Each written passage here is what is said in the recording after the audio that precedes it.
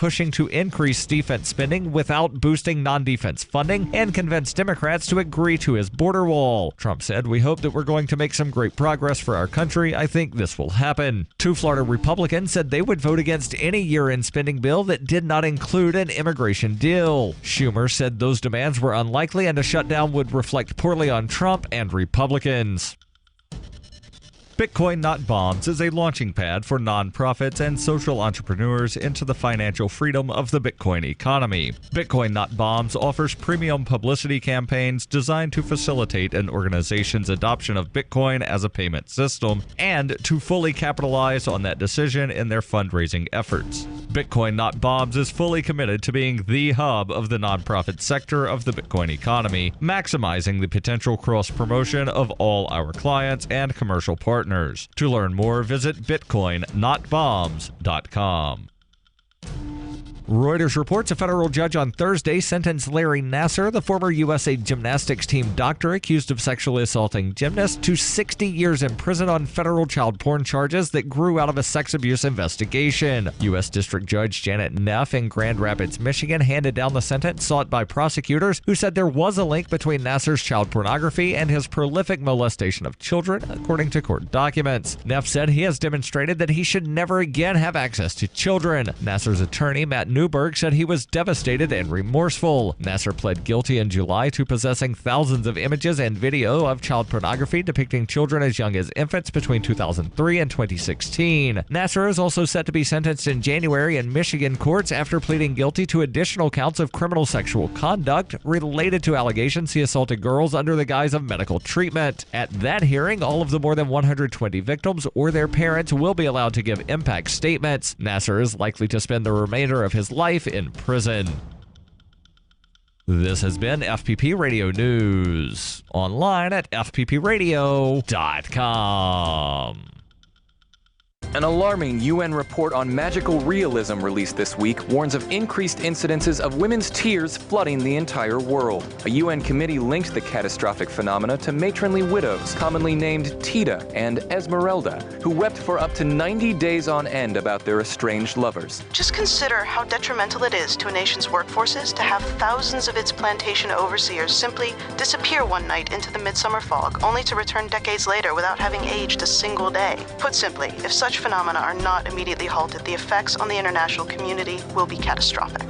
The nation's limo drivers spent a magical prom night playing scratch-off tickets in the parking lot this week. According to sources, chauffeurs nationwide began their enchanting evening by cramming swank magazines into their glove compartments before dropping off their students at a school gym, working through a stunning assortment of lotto cards, and dining upon a wide range of microwave-heated taquitos from a nearby 7-Eleven. This is the Onion News Network.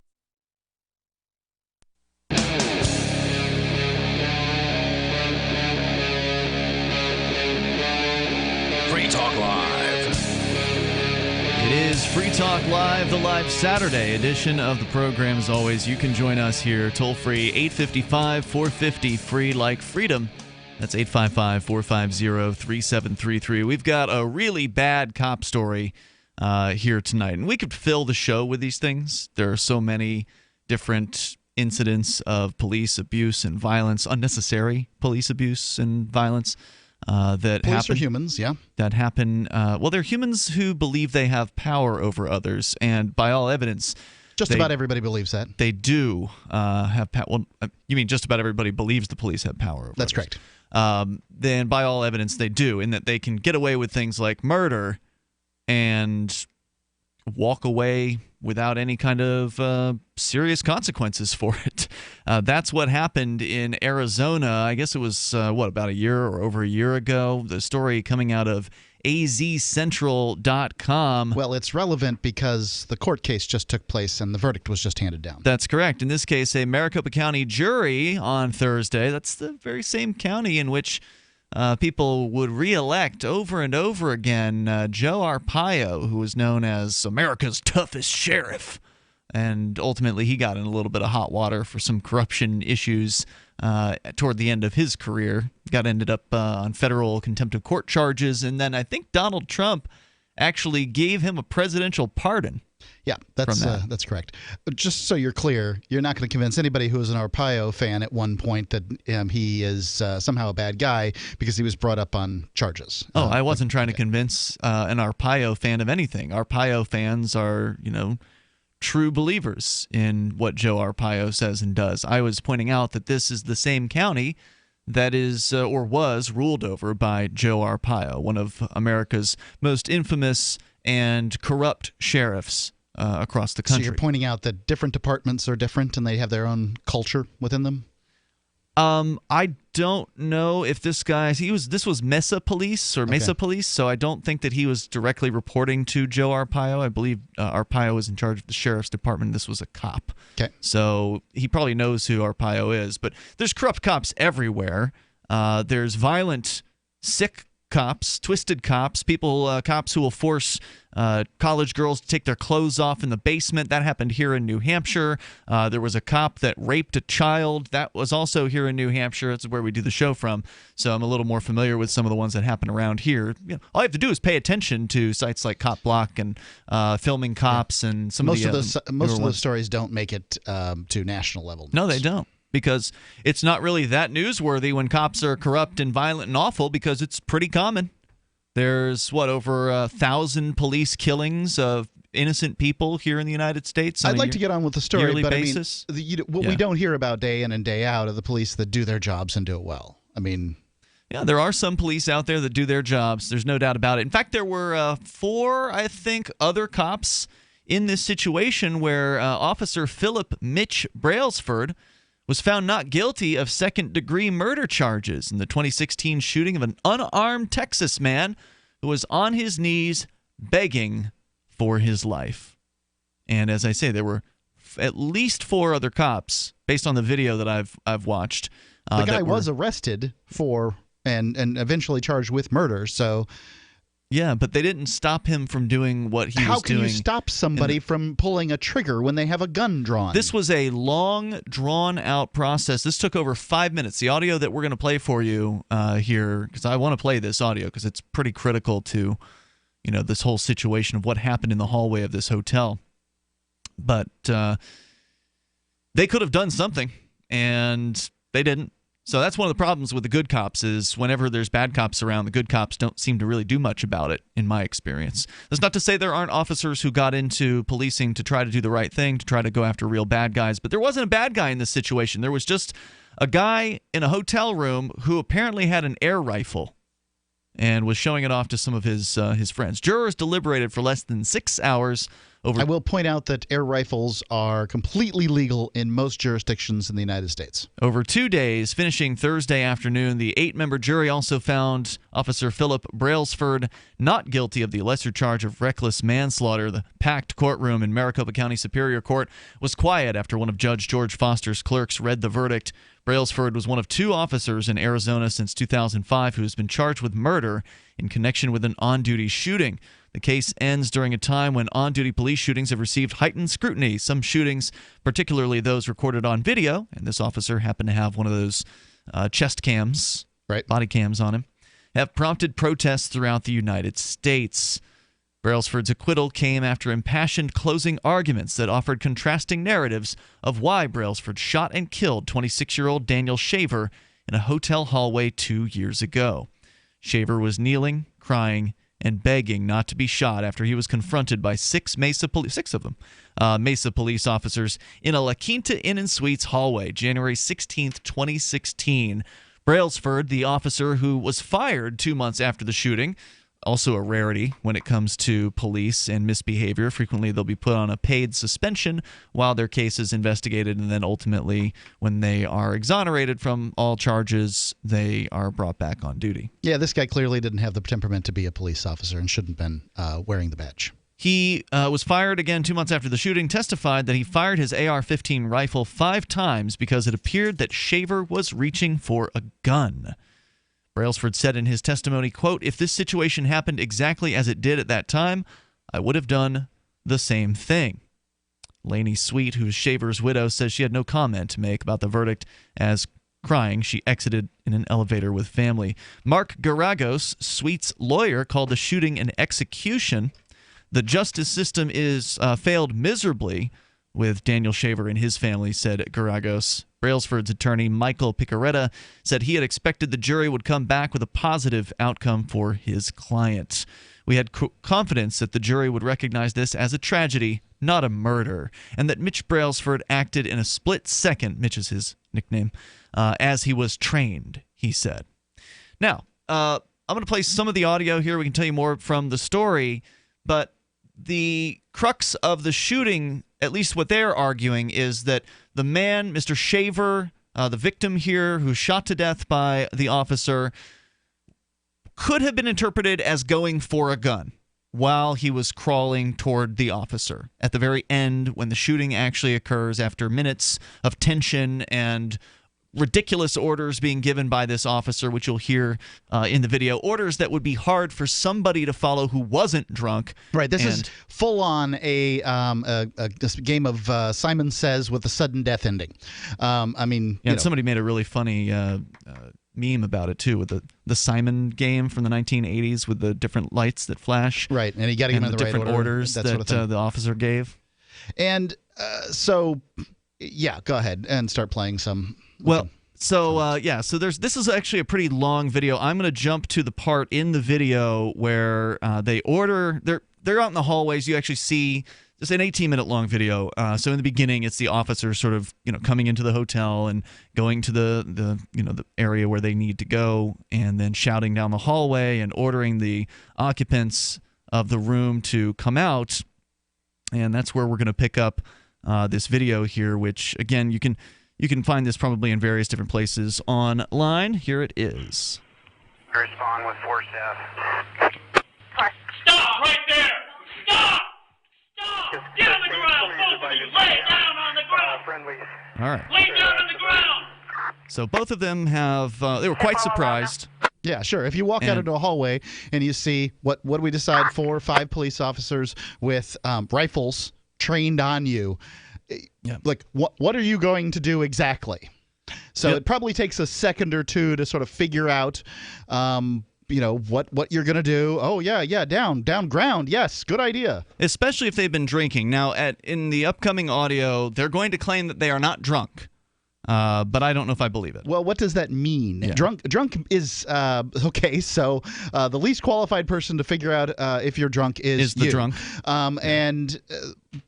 But drunk is defined differently for different people. Some people define drunk as I can't move and I'm puking on myself. Other people define drunk as, man, I drank that one beer a little too quickly. A little tipsy. So. Right.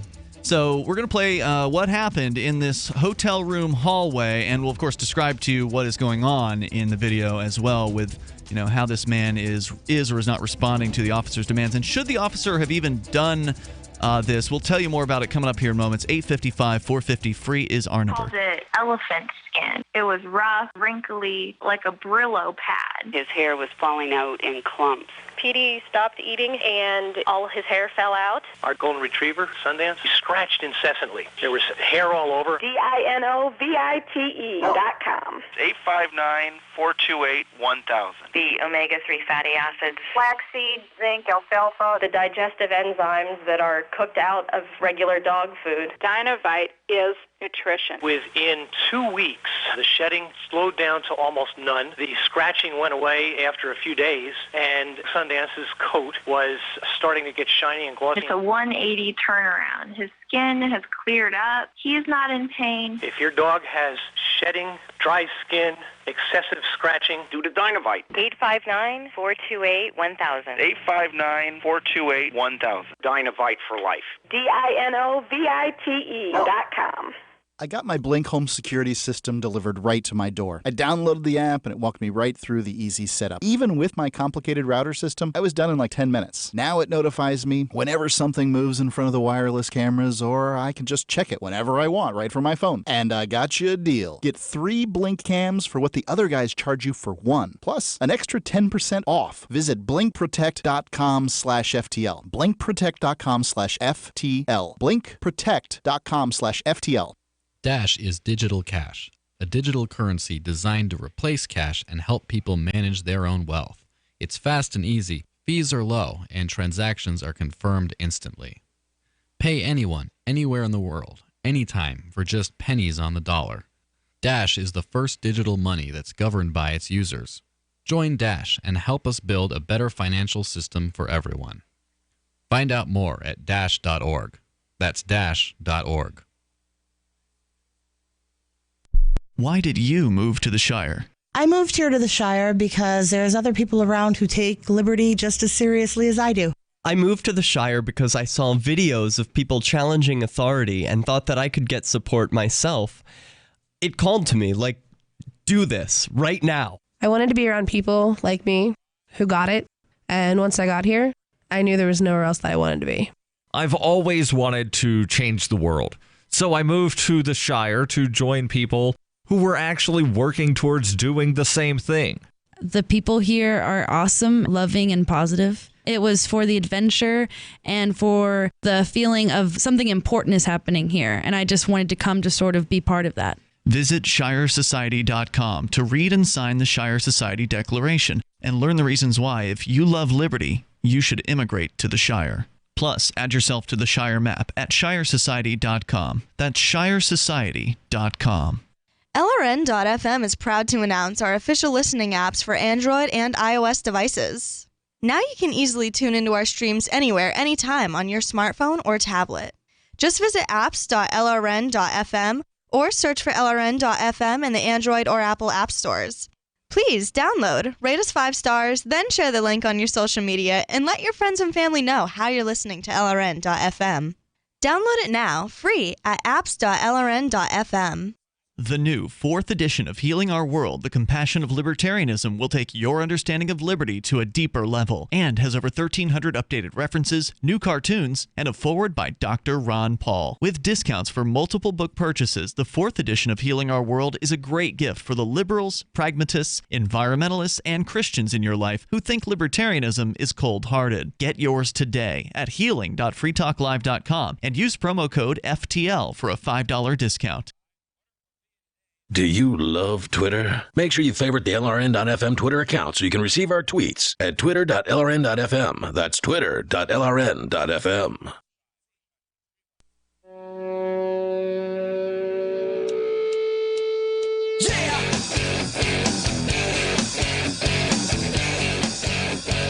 It's Free Talk Live. And you can join us here toll-free. Our number is 855-450, free like freedom. That's 855-450-3733. And you can bring up anything that's on your mind. With you in the studio tonight, it's Ian. And Mark. We're talking about police murder in this particular case. Oh, wait, no, the jury said it wasn't murder, so he's totally not a murderer. This cop that shot a man to death in a hotel hallway. An unarmed man was shot to death, but did the cop have justification to do this? Apparently, the jury thought that he did. A lot of people on social media are very upset about this situation, and understandably so. A lot of times, we see plenty of stories about police corruption, police violence, police shooting innocent, peaceful people. And it is worth pointing out here. Those are the stories that are going to make it into the media. And I think it's important to point it out that the vast majority of police officers aren't going to be, this trigger happy as this guy is. Hope not. What I think is worth pointing out is that somehow here in the United States we've got a problem with police shootings. It's clear. Not like this in other countries. Right. It's clear. All you have to do is compare the United States to other countries. Like Iceland, where they've only had one police shooting since the country was founded. Yeah. Germany, where they have like one every year. Didn't they or something also like that. have a public funeral for the guy who was the victim in the police shooting in Iceland? Yep. Yeah. And the police showed up. Yeah. And the guy absolutely deserved it, by those standards. I'm not saying every perp that's shot somehow should be, lifted up on a pedestal and given a parade or anything like that. This guy wasn't a perp. He wasn't even, committing a criminal act. It wasn't like he was holding somebody hostage or anything like that. Innocent man that was shot because the police officer interpreted one of his movements as going for a gun, and ultimately you can always interpret a movement as going for a gun. That's kind of the problem here. He was laying prone on the ground with his arms straight out.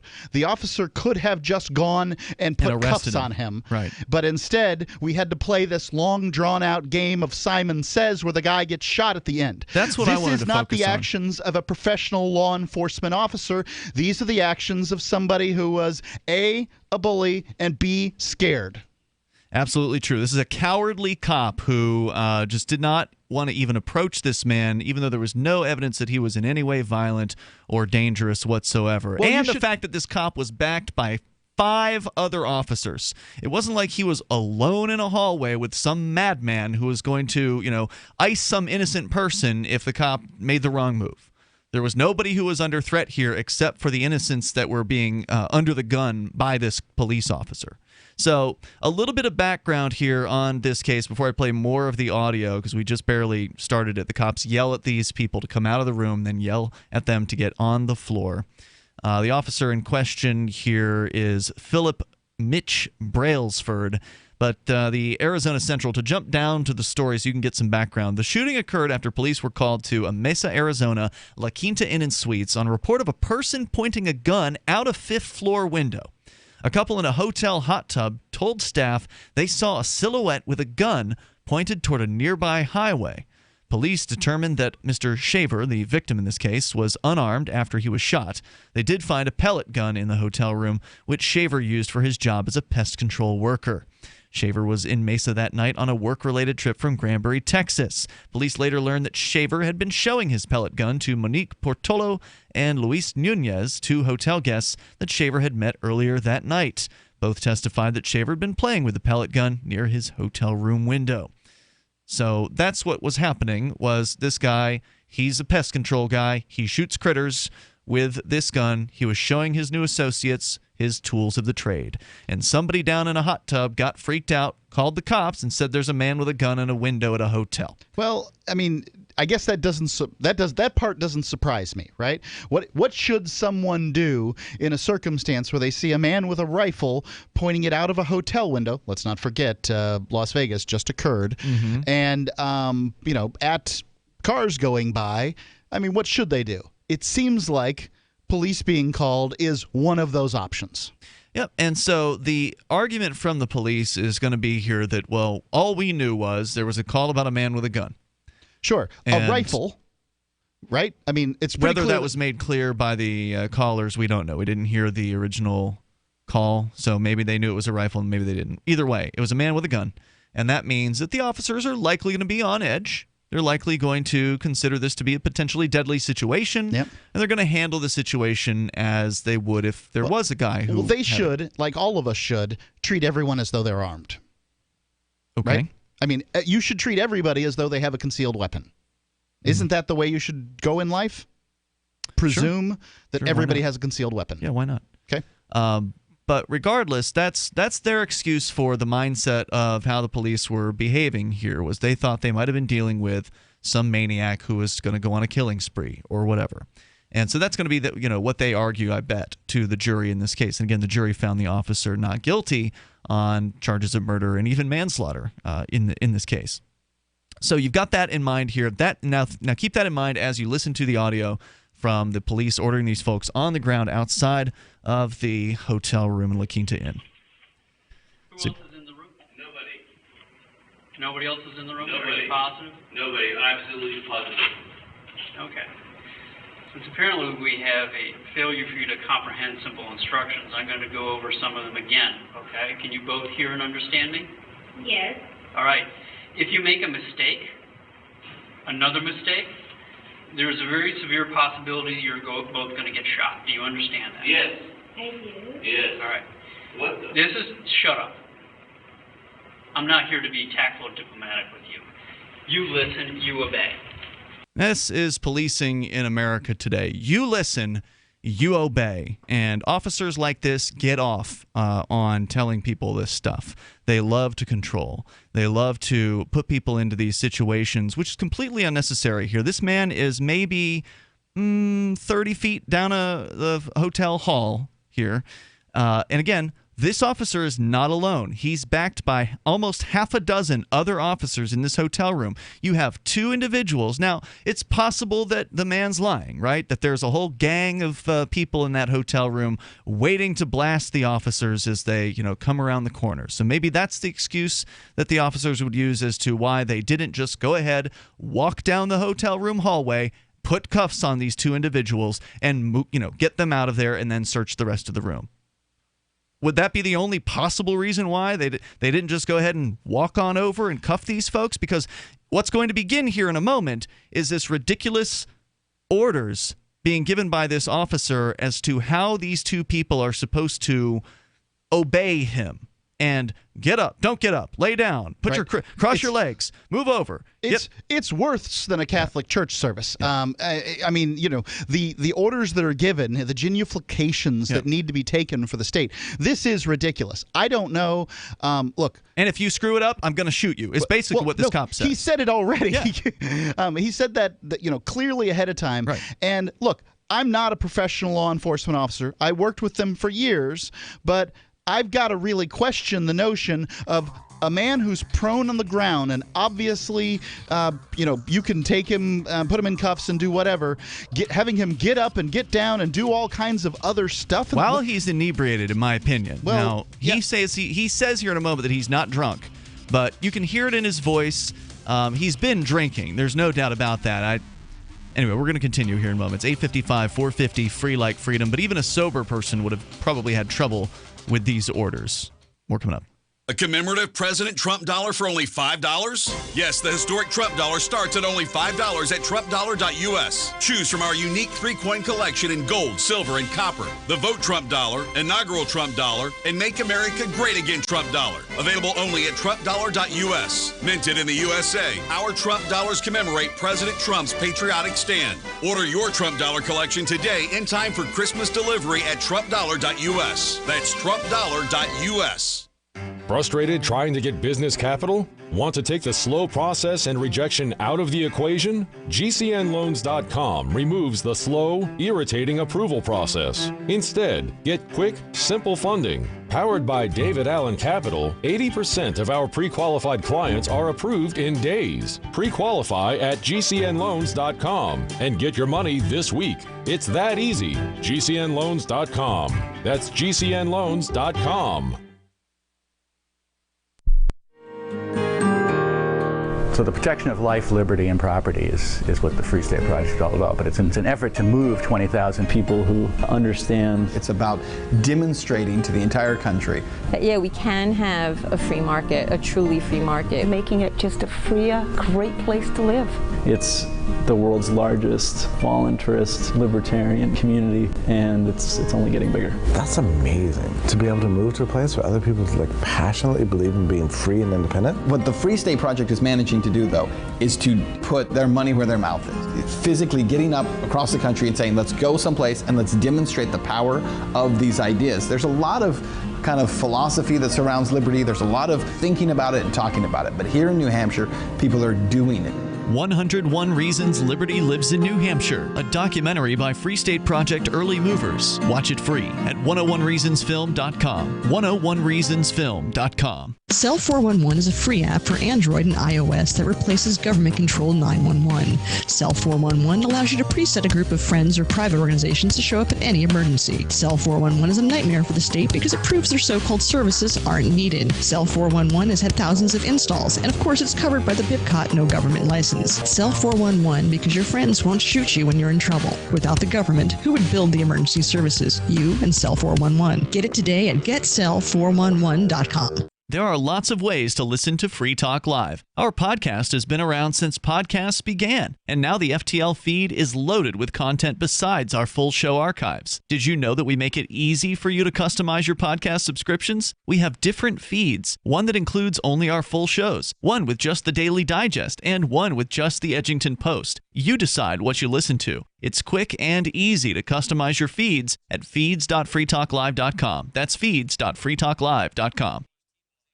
Anyone can publish on the internet, but not everyone is publishing material suited for online reading. According to the Yahoo Style Guide, it cautions that internet content has a few seconds, 3 or less, to encourage people to read more, to take action, or navigate to another one of your pages. So make it easy for readers to pick and choose.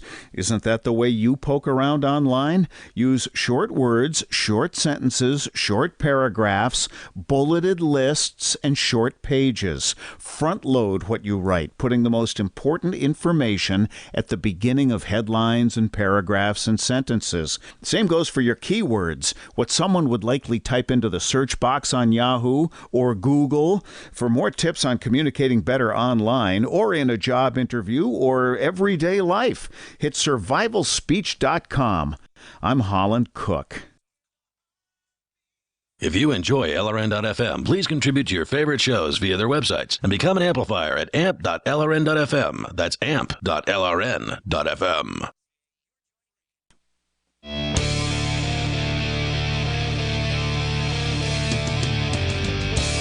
This is Free Talk Live, and you can bring up whatever you want. Our number here, 855-450, free like freedom. We're talking corrupt cops at the moment. In this case, an alleged murderer cop let go by a jury of his so-called peers in Arizona. The officer in question is Philip Mitch Brailsford. However, what I did just learn, and what was not apparent by the video, in the video feed, which is of the cop's chest cam pointing down a hotel hallway where 2 people were ordered by the police to lay down on the ground and then given all kinds of confusing orders, which you're going to hear here in a moment when I continue the audio. But apparently the orders that were being shouted at these people were not being shouted by the officer who ended up pulling the trigger.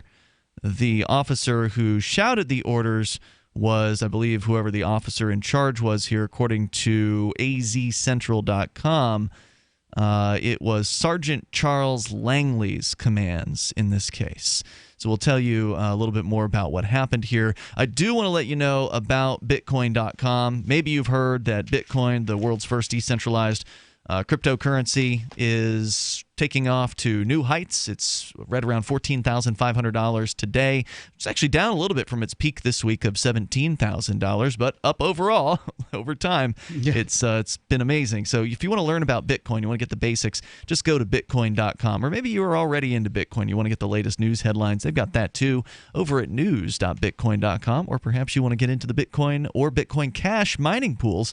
You can do that over at pool.bitcoin.com. As we continue here with more from the video of a man who was executed by police for basically not crawling towards them in exactly the way that the police wanted him to. He raised a hand at one point, which could have indicated he was going for a gun, and I think that's ultimately why the officer was let off from the criminal charges by the jury in this case. So first off, I wouldn't say that this officer would be guilty of murder in any circumstance. This would be closer to a manslaughter if you were, trying to come up with a crime for They this. also found him not guilty of manslaughter. Yeah, I understand. As well. I know what they did, and I understand why they did it.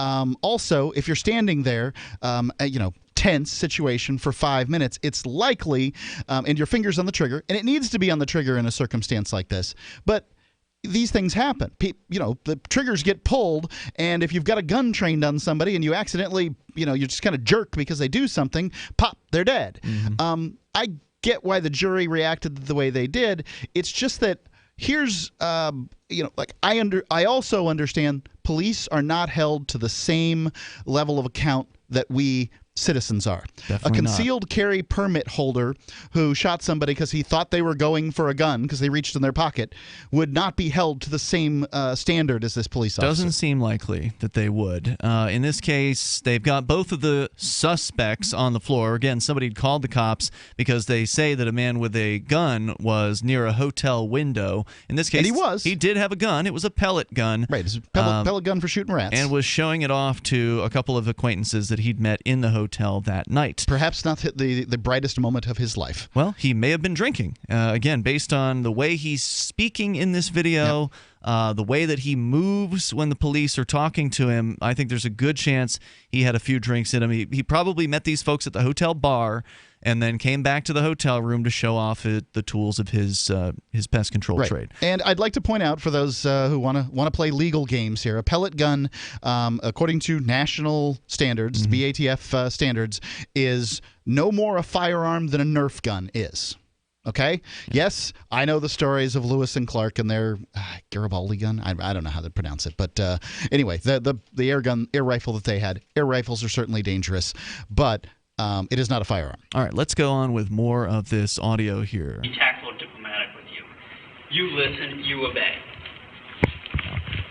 All right, so For the one man. thing, did I tell you to move, young man? So the man is on the ground, and after you listen, you obey, he folds his arms. He had his arms out in front of him previously, sort of straight out, and then he folds his arms kind of underneath his head to, I don't know, probably lift his head off the floor so he can rest more comfortably there. Likely was what he was doing.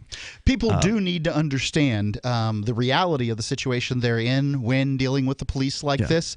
You need to do precisely what the officers say. Easier said than done in some cases here. Not that this is right or just or that you have been found guilty of anything or that you were doing anything wrong or anything like that. But men with guns are trained, have them trained on you. Psychopaths with guns have them trained on you. And this man, this officer, the officer in charge, mind you, again, that's one of the things I've learned here tonight, was that the officer issuing the commands, not the guy that shot. The officer in charge issuing these commands, and like you said, he's not doing exactly what they said. And I think that's partially because he's drunk. You know, he's had a few drinks, so he's moving a little bit more than he otherwise might have if he were completely stone cold sober in this situation. So he sort of folds his arms underneath his forehead in this case. That's why he gets yelled at here. They tell you to put both your hands on the top of your head and interlace your fingers. So once the officer says, "Hey, did I tell you to move?" that's when he immediately shoots his arms straight back out in front of him. And when the officer then gives him the order to interlace his fingers on his head. All these fast movements, obviously, in retrospect, the guy was moving too quickly. He's scared. I mean, that's why he's trying to comply quickly. When he walks out of the room, he shoots his arms up in the air as soon as he sees that there are cops in the hallway. So, I mean, this guy is clearly not somebody who, at least to me, who's like gonna shoot it out with the cops. No. He's scared. Yeah. As soon as he sees these cops trained, with guns on him 30 feet down this hallway. Take your feet and cross your left foot over your right foot. Okay. The first thing he does is he crosses wrong, and then he corrects the cross. So again, another indication that maybe he's not thinking too clearly or thinking about at all what's being said clearly before doing what is being said. I'm going to miss left and right anyway. It can happen. But anyway, just little indicators. This guy's a little sloppier than you would expect somebody who's stone cold sober to be. He's lying on the ground. Yeah. Who else is in the room? Nobody.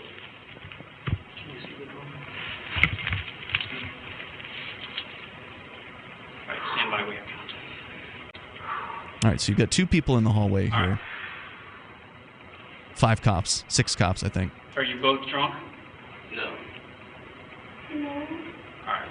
So you're not going to have any problems understanding anything that I tell you, right? Great. All right. Can I go to my room? No, you're not going to do anything but come towards us.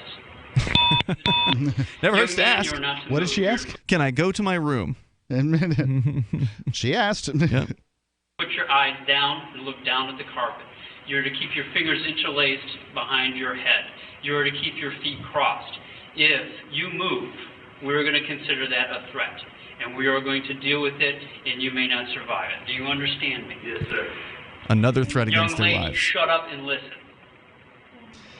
So that kind of language is intended to get their attention.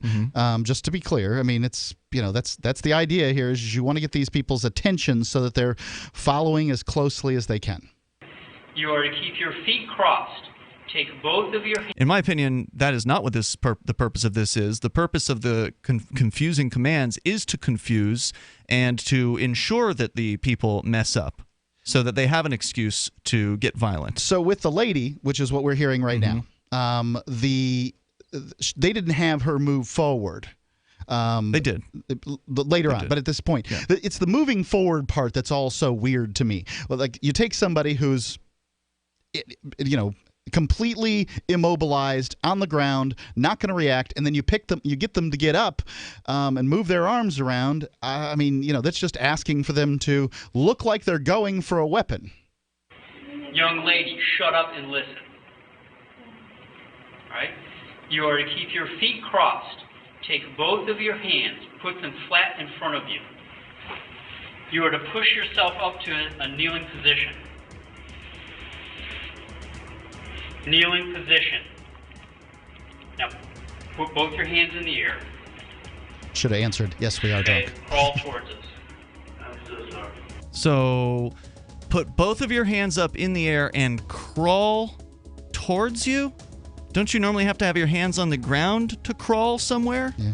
There's more coming up here in moments. 8:55. Kneel walk? What is that called? 4:50 Free Talk Live. Whether you share content as a curator or produce it as a creator, the source of your advertising revenue is often limited by intermediaries like YouTube.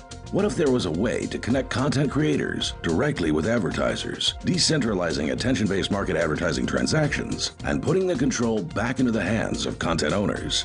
Introducing the revolutionary Signal Token Protocol by Spective VR. Partnered with Blend Media, the largest network of 360 video content in the world, and featured on Fox Business's Innovations, Spective VR is a 360 VR streaming platform created to be the first use case and early adopter of the Signal Token Protocol, driving real use and allowing Spective to optimize their platform. SpectiveVR.com is hosting a pre-ICO for Signal tokens starting December 8th at a 40% bonus. For early access to the token sale and an exclusive 60% token bonus, sign up for the email list at SpectiveVR.com. It's about time something new came along for better selling and buying online. And I found it. What now, Marge? It's buysellmakeoffer.com. Never heard of it. It's a brand new company. That's why you've never heard of it. It's the newest and best way to sell any products online. I did all the research. Sell my car? Yes. Our home? Yep. My golf bag? Your golf clubs. All of them. How about your purse collection hoard? Hey, now. You said any product. Right. I did. We get 30 days free. Really? Packages starting from only $9.95. And buysellmakeoffer.com will never charge item fees, ever. Never. And this is cool. Listen to this. You can even use Skype or video to show your items. That's cool. Yes. All we have to do is go to the website, sign up, and then load our stuff to sell. I love this site. Buysellmakeoffer.com. Buysellmakeoffer.com. You got it? Buysellmakeoffer.com. Buysellmakeoffer.com. Better selling, better buying. Free Talk Live. They gently kind of hang on to it or manipulate it with their mouths. The pufferfish then releases toxins that seem to intoxicate the dolphins. He's getting high. Apparently, there's legislation in India to consider dolphins to be non-human persons. Would dolphins be subject to arrest for getting intoxicated? How else could they deal with this threat to the dolphins? Obviously, there's disorderly conduct and public intoxication. I bet they'll resist arrest too. Yeah, because dolphins don't really have hands. And they're going to fight you, and a dolphin will rape you. Think of the money for the prison industrial complex here. I mean, they'll have to build whole new underwater prisons for the dolphins. This could be big. Free Talk Live, 7 nights a week from 7 to 10 Eastern, live on the Liberty Radio Network at LRN.FM. The 3 most important things you can do for Free Talk Live are: 1, share 1 episode a week on Facebook or in some other social networking site. 2, buy the things you buy online through shop.freetalklive.com. 3, give $5 a month to the AMP program. It's my firm belief that Free Talk Live's AMP program is the best use of your charitable dollar among liberty-oriented organizations. Support all the organizations you love, but make sure you give $5 a month to AMP at amp.freetalklive.com. We've all heard about blockchain assets like Dogecoin, Ether, and Ripple. Bitcoin isn't the only player in the blockchain game any longer. And for those of us wondering how to get our hands on these digital assets, finally, there's a solution. Shapeshift.io allows you to buy and sell between your digital assets and Bitcoin instantly between your own digital wallets. I've used it with ease. Shapeshift.io. There's no account or email address needed. You send them the crypto you want to sell. They send back the crypto you want to buy. It's that easy. Shapeshift.io. You can put the Liberty Radio Network on the air in your area. Visit broadcast.lrn.fm to learn how. Broadcast.lrn.fm.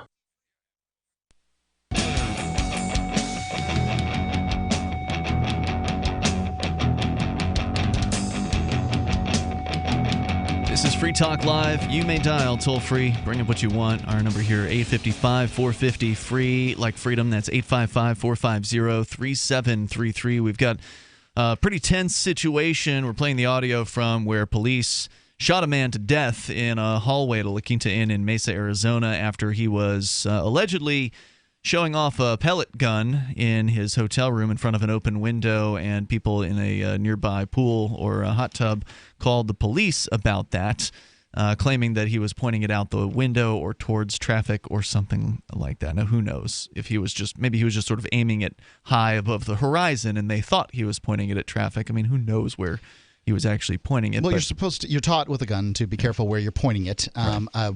I mean, in this case, it was a pellet gun. Right. They interpreted it as him pointing it at traffic, but one thing's for certain, he had a pellet gun. That's right. A pellet rifle. Now, before we go on here with more of the audio and then your calls and thoughts, I want to let you know about the Blink Home Security System. Great option for you in your house or maybe in a small office. I think it would work fine there as well.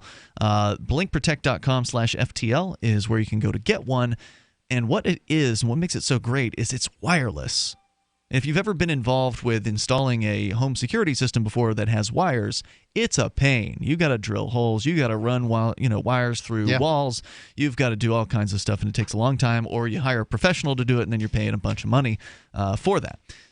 Neither one of them occurs with this. Right. With the Blink Home Security System, it's battery-operated cameras that are operating wirelessly with a little hub. The only wire in the system is the power cable for the hub. You plug that in, you use your Wi-Fi device like a tablet or a smartphone to get this thing set up, and you're done in maybe 10-ish minutes. So check it out over at blinkprotect.com where you'll get /FTL, where you'll get 3 Blink cams for what some of the other guys will charge you for 1 security camera. That's blinkprotect.com/FTL, like Free Talk Live. As we continue here, the video from a police officer, the officer in question here who was now found not guilty by a jury, Officer Philip Mitch Brailsford. It comes from his body camera, the footage in this case. And so far, they've ordered 2 people in this hotel room out of the hotel room. They're on the floor. And then the officer in charge, who's not the officer who shoots, is giving confusing at best. I mean, confusing directions to someone who's sober, in my opinion. If I were and has a gun trained on them. Right. Let's not forget the level of stress that having 5 AR-15s pointing at you might feel like. Right. Yeah. And so he's giving these orders that I would be confused about. I would be hesitant to follow these orders because if you don't follow them, you might get shot. If you follow them the wrong way, you might get shot. You've already been threatened twice openly with being killed if you don't do things exactly the way the officers say. Right. But it's impossible to do what this officer says. I'm going to jump the audio back for those of you just tuning in here, just a slight bit. It's impossible to do this. You are to push yourself up to a kneeling position. This is with your legs crossed. That's the part you didn't hear. Kneeling position. Now, put both your hands in the air. Uh-huh. Okay. She does that. Okay, crawl towards us. Crawl. Wait. How is it? Who in their life, when they're a baby or a small child and crawling around, doesn't crawling normally entail having hands and all knees. 4, your knees and your hands on the ground? I mean, have you ever seen someone crawl while shuffling forward with their knees on a carpet with their hands in the air? Right. I'm not I know what the officer means, but I'm not 3 beers in, and I don't have 5 AR-15s pointed at my head. He means move towards us, right? But he says so kneel, walk. Crawl. If she does, not get shot. It's the guy, Mr. Shaver, who gets shot. Right. So she's going to end up in cuffs here in a moment. She moves towards them. She does not crawl. If she had all of a sudden dropped down because she was, too inebriated and she heard the command crawl after she just raised her hands, what would the cops have done to her? They'd have blasted the hell out of her because she made some quick move, which is why they end up blasting this guy because he makes a move that the cops didn't tell him to make. And we'll get to that here. Here's more. The guy said, "I'm so sorry." So she's shuffling her knees forward here. And you can kind of see it off frame. And then the officers move in, and then they go and arrest her. Which they could have done 2 minutes before. Right. There's no reason for this. You obey us, do exactly as we say, cross your legs, get up, lay down, crawl while not crawling. All of this stuff could have been completely avoided. They had 6 officers in this hallway and 2 potential victims here. Well, that they could have just gone and arrested. In the first circumstance, they're separating the 2 perps. Sure. Okay, so you don't want to send your officer down the line of fire to work on on perp number 1, and if perp number 2 does something, then you have to fire directly past your officer in order to kill them. That. On the second perp, however, there is no one else. Now it's possible they could believe that somebody is still in the room over there. I suppose they could, but there are surely ways that they can handle that. I mean, the man in this case had already come down the hallway somewhat. He wasn't standing right in front of the door to the room. There's certainly ways they could have handled this. And again, there was no actual threat against these officers. At any point, you have 2 people come out of this room with their hands up, looking surprised, shocked. They're obedient as they can be, considering their level of inebriation. So again, they arrested. This way. All right, so they're arresting her. The officer in question here, by the way, with the camera footage, has never moved his gun away from the man throughout the entire thing, with the woman moving around and everything. Oh, you're clear. Clear? No, you're not clear. You haven't frisked her yet. You're not. You'd be in the chain so we figure out exactly what's going on. All right. So the man is now still on the floor. Okay, when you're done with that, lay her flat. Still laying with his hands clasped, fingers interlocked. One more cuff her up. As he was told to. Okay. This is the deal. We're going to do almost like we did before. Okay? Have a seat. Okay, young man, listen to my instructions and do not make a mistake. You are to keep your legs crossed. Do you understand me? Yes, sir. You are to put both of your hands palm down straight out in front of you. Push yourself up to a kneeling position. I said keep your legs crossed! I didn't say this. What is... Okay, so he makes a big mistake right here. He puts his hands behind his back. He wasn't told to do that. Yeah. But he does. He just wants this over with, you know? He's, it could be seen as a potential threat, obviously, right? He could be going for a gun in the small of his back. That's what the officers are thinking here, okay? So I get that. I get the fear. I get that. So anyway, this guy doesn't do exactly what he was said. But what's with this legs crossing thing? So they can't run away. His order was to be kneeling. Okay, so he said, get up and kneel. So he was completely prone. Harder to go from knees, on your knees to up and running with your legs crossed. Yeah, it just seems to me to be another unnecessarily complicated order being shouted at this person so he can screw it up and so these cops can shoot him in cold blood. Look, that's how it ended up being. If the dude gets up and runs, then the cops will blast him anyway. So what do they care? Well, you don't need to be shooting. They certainly should not be shooting inside of a occupied hotel. Well, they did it hotel. Anyway. Yeah. They did it anyway. So, anyway, let me go on here. The conversation. Hands in the air! Hands up in the air! Now, it's a surprise he didn't get shot in that moment. When I first watched the video, I figured that was it. I figured as soon as he put his hands behind his back, he was done for. Because he had him back there for a few seconds at least until the shouting got really heavy. And now his hands are back up in the air. You do that again, we're shooting you. Do you understand? Well, now we've telegraphed what's going to happen. Listen to my instruction. I'm trying to do what you... Don't talk! Listen! Hands straight up in the air. Do not put your hands down for any reason. You think you're going to fall, you better fall on your face. Your hands go back in the small of your back or down. We are going to shoot you. Do you understand me? Yes, sir. Crawl towards me. And once again, crawl towards me. His hands are straight up in the air. He told him not to put his hands down, correct? Yep. He said, if you put your hands down, I'm going to shoot you. You need to fall. If you have to fall, you fall straight on your face with your hands still up in the air. So now crawl, he says. This guy goes ahead and puts his arms down, sort of like in a defeated manner. He'd shut them straight up and was holding them there. And then after being told to crawl, unlike his female friend who kept her hands up. And he couldn't watch her. Correct. He did not watch her. He was ordered to look straight at the carpet the entire time.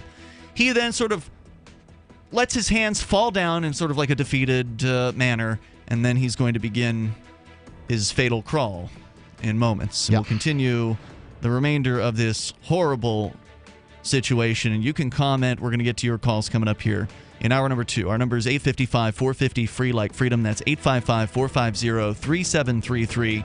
This is Free Talk Live's live Saturday show. Guys, wouldn't your wife or girlfriend love it if you treated her to the very best this Christmas? Well, you can, and you don't even have to go out of your way. We're talking about the world's softest pajamas, available exclusively at pajamagram.com. That's pajamagram.com. Created by a team of dedicated pajama experts, the world's softest pajamas are lighter than a cloud, softer than a bunny, like cashmere, only better. She'll love the way the world's softest pajamas feel, and you'll love the way they look. More than a gift, they're a feeling, an invitation to relax a little longer. The world's softest pajamas are available only at pajamagram.com. Visit today and give her a gift that keeps on giving, to both of you. Plus, you don't even have to wrap, because every Pajamagram includes free gift packaging, and Christmas delivery is guaranteed. So visit pajamagram.com or call 1-800-GIVE-PJs.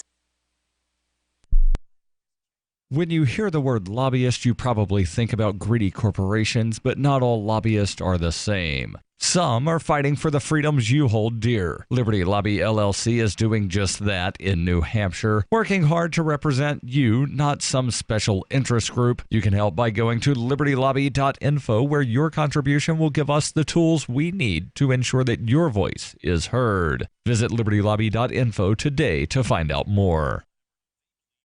Did you know you can watch Free Talk Live during our live show 7 days a week from 7 to 10 p.m. Eastern via our studio cams at cam.freetalklive.com? Plus, you can chat with other listeners while you watch, all totally free. Now that our live video stream is hosted by YouTube, our video archives will be online even faster. So be sure to subscribe to our YouTube channel.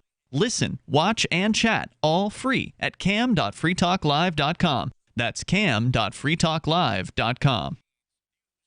You're listening to the live edition of Free Talk Live. Hour number 2 is next after the news here on the Liberty Radio Network at LRN.FM. From Keene in the Shire, the Liberty Media capital of the world, this is Darrell W. Perry, host of FPP Radio News for Friday, December 8th, 2017. Silver is trading at $15.76 per ounce. Gold is valued at $1,249 per ounce. Bitcoin is trading at 7 cents, and the average price of Bitcoin is $16,804.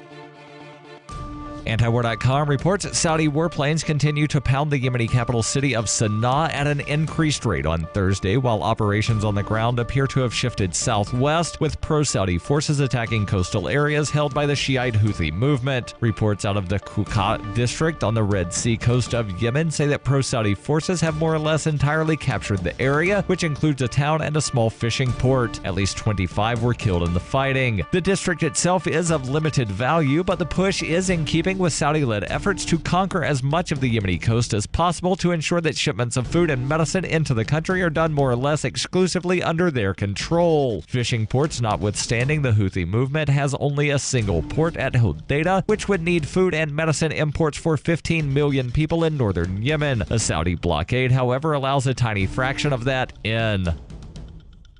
For over 40 years, Roberts & Roberts Brokerage has been a trusted source for buying and selling precious metals like gold and silver. And as a Bitcoin-preferred business, Roberts & Roberts Brokerage has removed the minimum purchase amount for all orders paid in the digital currency. Call Roberts & Roberts Brokerage today for knowledgeable advice on buying and selling precious metals and a forward-thinking approach to new technologies. 800-874-9760 or visit online at rrbi.co.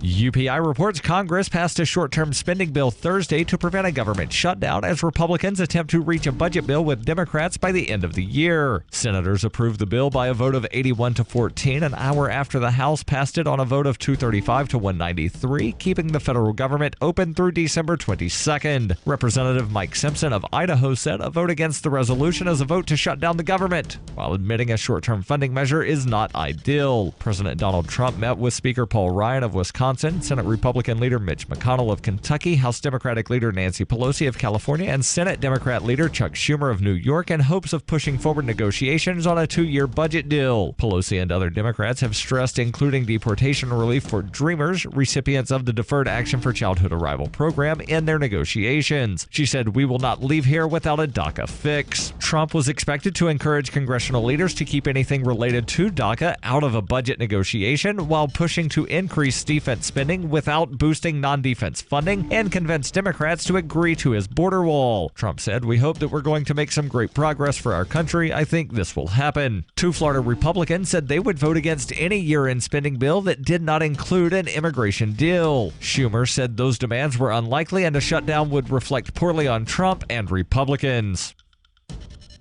Bitcoin Not Bombs is a launching pad for nonprofits and social entrepreneurs into the financial freedom of the Bitcoin economy. Bitcoin Not Bombs offers premium publicity campaigns designed to facilitate an organization's adoption of Bitcoin as a payment system and to fully capitalize on that decision in their fundraising efforts. Bitcoin Not Bombs is fully committed to being the hub of the nonprofit sector of the Bitcoin economy, maximizing the potential cross-promotion of all our clients and commercial partners. To learn more, visit bitcoinnotbombs.com. Reuters reports a federal judge on Thursday sentenced Larry Nassar, the former USA gymnastics team doctor accused of sexually assaulting gymnasts, to 60 years in prison on federal child porn charges that grew out of a sex abuse investigation. U.S. District Judge Janet Neff in Grand Rapids, Michigan, handed down the sentence sought by prosecutors who said there was a link between Nassar's child pornography and his prolific molestation of children, according to court documents. Neff said he has demonstrated that he should never again have access to children. Nassar's attorney, Matt Newberg, said he was devastated and remorseful. Nassar pled guilty in July to possessing thousands of images and video of child pornography depicting children as young as infants between 2003 and 2016. Nassar is also set to be sentenced in January in Michigan courts after pleading guilty to additional counts of criminal sexual conduct related to allegations he assaulted girls under the guise of medical treatment. At that hearing, all of the more than 120 victims or their parents will be allowed to give impact statements. Nassar is likely to spend the remainder of his life in prison. This has been FPP Radio News, online at fppradio.com. With each successive bite failing to relieve his anxieties, increasingly worried man Dylan Hawks told reporters today that he has yet to come across any trace of guacamole in his burrito, despite having specifically requested it when ordering. No, there definitely wasn't any guac there. Cheese, beans, chorizo. Oh man, I hope they didn't forget. Hawks has continued to maintain hope that there may still be an undiscovered sliver of avocado somewhere in his tortilla. However, with his fears for the meal mounting, Hawks has reportedly considered asking the cashier for a refund at various points while eating the burrito. The thing is, if you had a burrito and it was missing cheese, you might not notice it because there's sour cream, but guacamole is completely different. I just don't know how I wouldn't have tasted it by now. Christ, I'm almost done with this thing. This is the Onion News Network.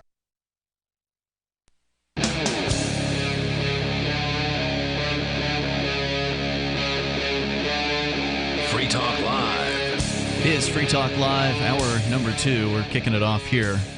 And the first hour of the show, if you're just tuning in, we played almost the entirety of the standoff. I mean, standoff's not the right word, but the scene, the very tense scene in a hallway at a La Quinta Inn in Mesa, Arizona, from early 2016, January of 2016, where a man, Philip Shaver, I believe is his name, was shot to death by a police officer. Officer in this case is named Philip Mitch Brailsford, who was just found not guilty by a jury of murder and manslaughter in this particular case. What was going on, for those of you who may not be familiar with the story, Shaver was showing off a pellet gun that he had. He was a pest control man who was in town to do a job in that case, and he had the gun for that reason. He was showing it off to a couple of acquaintances he'd met at the hotel. There's no indication that he knew these people particularly well. They weren't the ones who snitched on him. It was a couple out in the hotel pool area who had seen from the window that a man with a gun had a gun pointed out supposedly at the traffic. And obviously they didn't know it was a pellet gun. Right. So police entered this situation where they believed they might have themselves another hotel shooter on their hands, even though no one had actually been shot and no one had actually been threatened with being shot and no actual criminal situation was developing in any way, shape, or form. But as part of their investigation, they shout down a hallway, and we're talking about 6 officers here, 6 armed men, shout down this hallway at the hotel room, order the occupants of the room out into the hallway. The occupants sort of mosey out into the hotel room hallway or the hotel hallway and then immediately look frightened. And and the man shoots his arms straight up. There's a woman and there's a man. And then the officer in charge starts issuing some very confusing orders that would be confusing to someone who is sober, and I suspect that these 2 individuals are not sober, even though they claim they are not drunk when the officers ask them that. Right. That's a bad question. Are you drunk? Yeah. Because first off, drunk people never think they're drunk. Secondly, like different people can define drunk differently. Right. So they act Have inebriated. you been drinking is a better question. The man's sloppy. Obviously, his speech seems somewhat impaired. He's sloppily trying his best to follow the orders, it seems. I think earnestly he's trying to, but, he's just not with it completely. And so he makes a couple of mistakes, and this amps the officers up. And at one point, he actually, and you're going to hear it again because I backed the video up slightly for those of you just tuning in. This is the point in the video in which they've successfully managed throughout, even though giving her confusing orders, to get the woman to move forward down the hallway towards the officers, and they've cuffed her. Now they're going to deal with the guy. Push yourself up to a kneeling position. I said keep your legs crossed! I'm sorry. I didn't say this a conversation. Put your hand! Hands up in the air! Now, what he had done was he'd put his hands behind his back. Not a good idea when you're dealing with trigger-happy, psychopathic, potentially murderous officers that are pointing a bunch of weapons at you down the hallway. Well, these officers are in a situation where they've got a guy with a gun, and so... No, he did not have a gun. He was completely unarmed in this situation, but they didn't know that. Okay, so I understand why the officers are on edge. That's why I said I thought this guy was going to get shot as soon as he put his hands behind his back. I mean, it looked like, to all people in that hallway, it probably looked like he was going for a gun. I mean, he didn't remove his hands from behind his back until they started shouting. And again, they could have used that as the excuse to shoot him, but the shooting comes up here in just a few moments.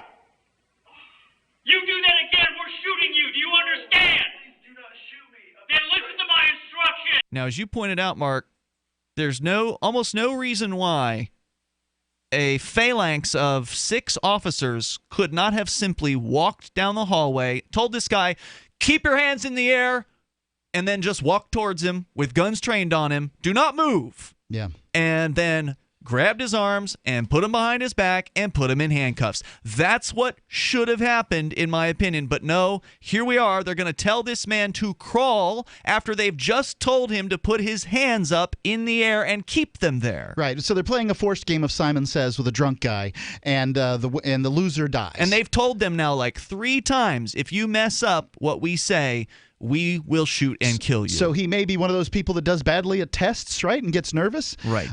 Now, I can... First off, it's worth pointing out this man was never in possession of a firearm, and this is this ultimately no one can look at this and say good shoot. Right? This is not a good shoot. Ultimately, well, if the officers were afraid for their lives, which they're claiming that they were, then they would say it's a good shoot. That doesn't hold water because none of us are allowed to do that. If I was a concealed carry permit holder, and somebody, I'm walking down the street, somebody goes for their wallet, I shoot them dead. Am I allowed to say... Yeah, but the circumstances are different there. Sure, the circumstances are different. These officers were entering a situation where they thought there could be somebody who was going to shoot someone. That's what they were told. Yeah. They're going with the information they had. This man was never in possession of a firearm. He had a pellet gun in the hotel room, not a firearm. With him in the hallway. If he'd had a Nerf gun, would that have made this less bad? I want to get through the rest of this video here. I'm trying to do what you... Don't talk! Listen! Hands straight up in the air. He does that. Do not put your hands down for any reason. You think you're going to fall, you better fall on your face. Your hands go back in the small of your back or down. We are going to shoot you. Do you understand me? Yes, sir. Crawl towards me. He drops his arms down. Again, they told him to keep those hands up no matter what. And then He's very bad at this game. Well, but they told him to crawl. Right. And so he goes and actually crawls, unlike the female who kept her hands up as she shuffled her knees on her knees towards them. Right. So this is actually crawling what he attempts to do. But again, I think he's a little bit drunk here. So I think he's drunk. Yeah, let's continue. Crawl towards me! He starts crawling. And then as he's crawling, he moves his right arm. He pulls it back from the crawling action, and he just kind of pulls it back towards his waist area.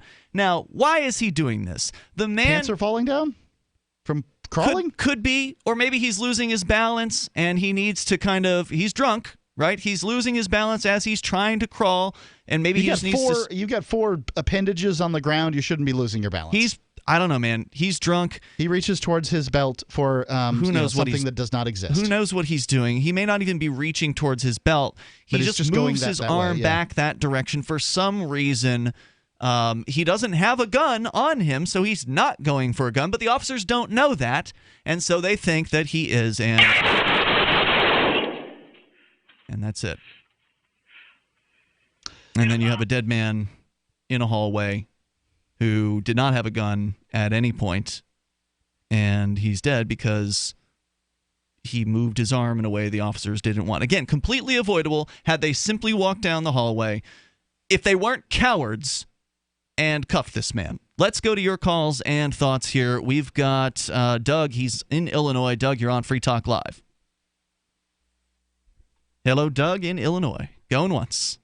Doug in Illinois going twice. Let's try Jamil. He's in North Virginia. Jamil, you're on Free Talk Live, listening to WNIS. Go ahead.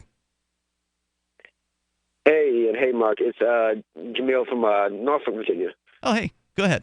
Hey. I was just calling in regards to the police video. As you guys pretty much, it's pretty self-explanatory, kind of self-evident situation. But you made a really good point, Ian. Clearly, the situation just dragged on and on. And if they had just lined up and gone down the hallway and took the individual into custody, and how long were they going to drag this situation out and giving all these orders when clearly, I understand these are trained officers, but I mean, I just can't imagine any kind of highly trained paramilitaries or any kind of extra highly trained law enforcement officers or even military units would drag this situation out for so long and not just come in at some point and take the individuals into custody. Like how long are they going to drag this on? There's a guy on Twitter here, Mr. Harrington, who's commenting on philipbrailsford.com. It's a website been set up to out this cop as a killer. This guy says, I've been in war zones and under fire and seen people act more calmly than that cop. Daniel was murdered. That was bloodlust, pure and simple. He could taste it. Hang on, Jamil, if you got more to say, we'll bring it back here in moments. Our toll-free number is 855-450-FREE like freedom.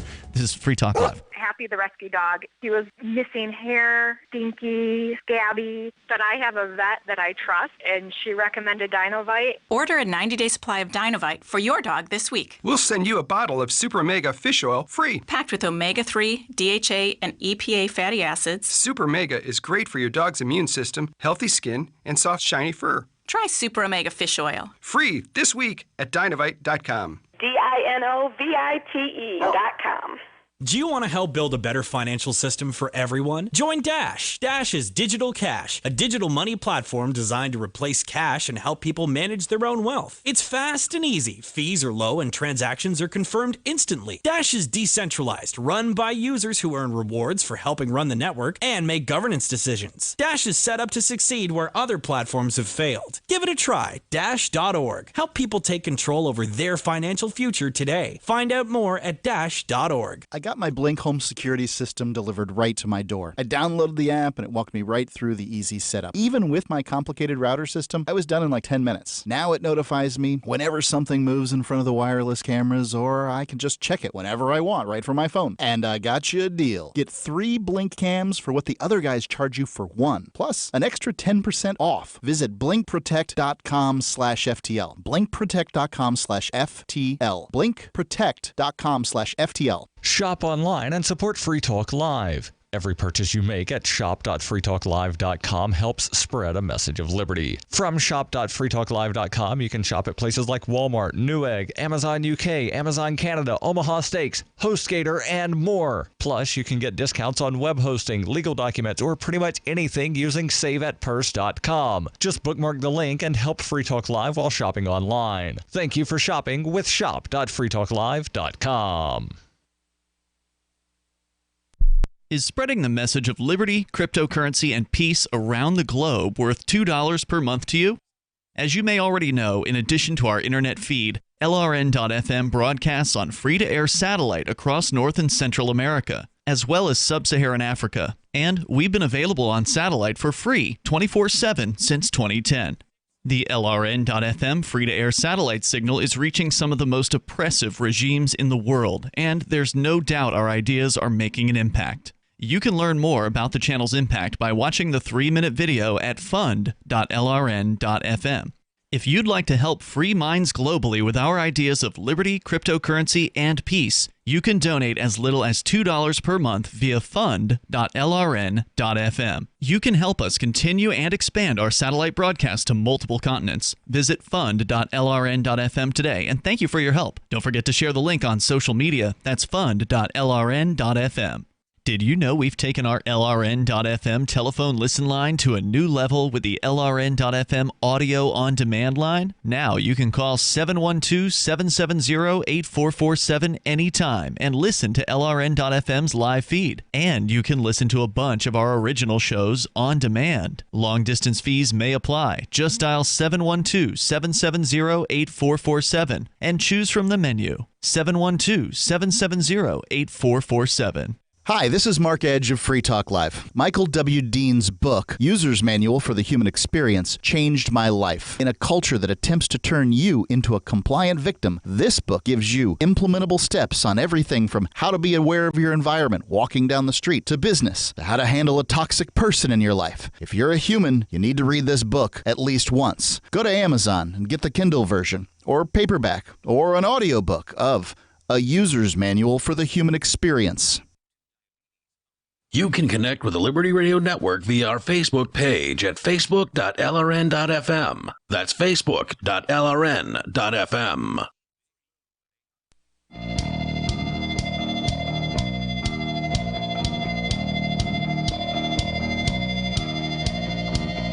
This is Free Talk Live, and you can bring up whatever you want here, although we are talking at the moment about this police shooting out of Arizona of an innocent, peaceful man who was in no way accused of doing anything violent.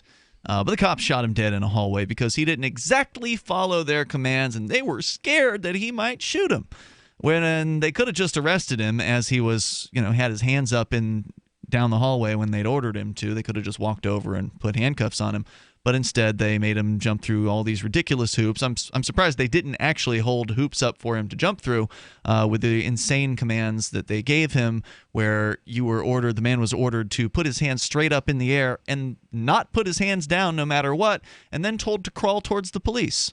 I'm not sure exactly how you can do both of those things at once, and in this case, the man did not do it successfully and was shot to death. It's Ian and Mark here in the studio tonight. Coming up in about a month from now, Miami is set to host the longest-running and most successful cryptocurrency conference in history. It's the North American Bitcoin Conference, now in its 6th year running. It's happening in January. In fact, it's the weekend of January 17th and 18th, where more than 1,000 Bitcoin community members will converge for a monumental conference aimed at driving cryptocurrency from niche to mainstream.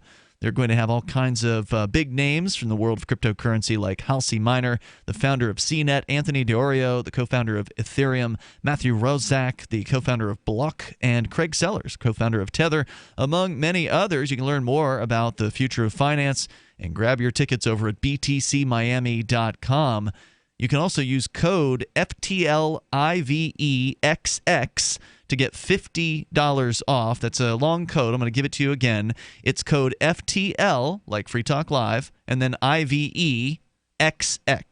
FTLIVEXX to get $50 off your tickets for the upcoming North American Bitcoin Conference in Miami, January 17th and 18th. Go to btcmiami.com. As we go back to Jamil, he's calling from Norfolk, Virginia, listening to WNIS. Jamil, continue. You had some thoughts on this police shooting. Go ahead.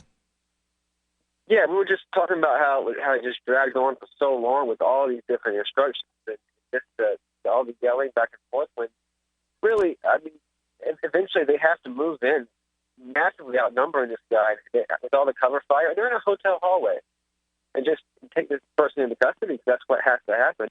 He wants it to be over, clearly.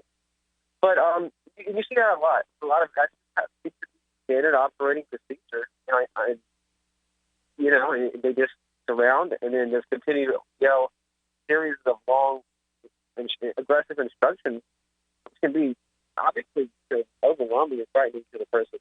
But I wonder with all these things, what's the solution?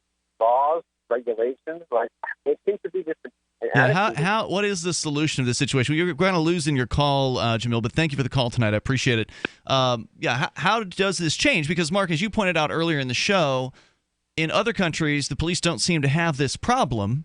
So it's not like there aren't other ways to train officers to deal with these situations. Right. If you're looking at Western countries, the United States is just way off the charts as far as police shootings go.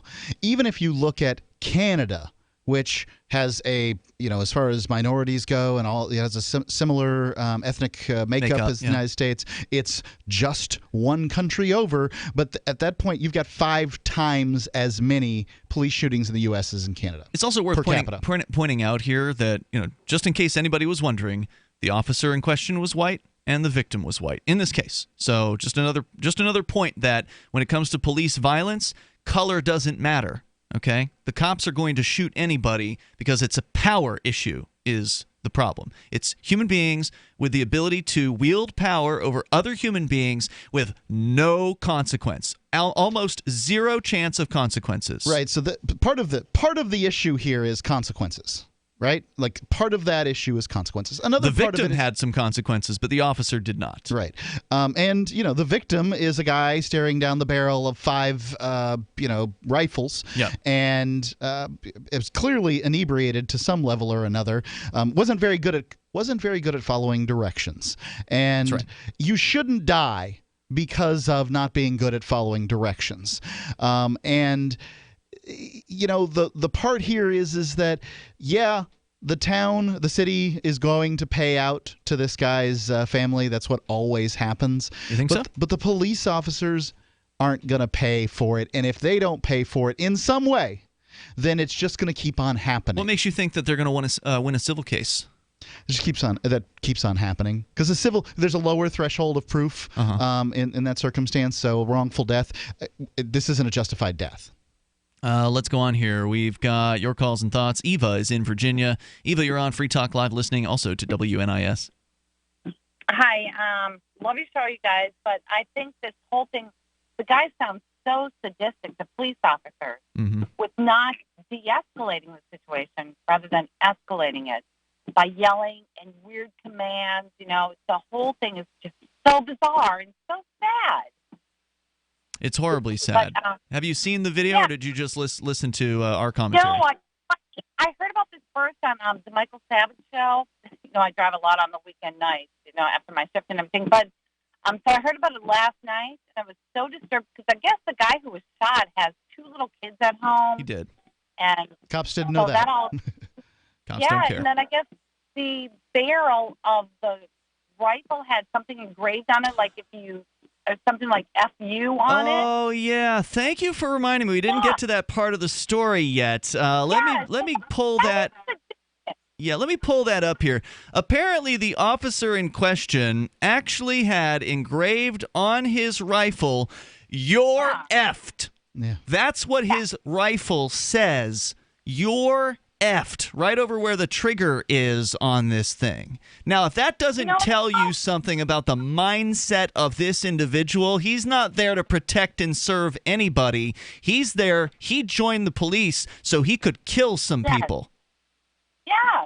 You know, and I know for the cops, I don't mind this. I'm not going to get into that whole conversation. You know, I do believe we need a police force present and everything else like that, and I pay taxes for it. But, you know, this guy had the barrel of his gun was engraved with a personal message. The orders were escalating the violence that could take place, and nobody was like trying to calm the situation. They were like they were making it worse.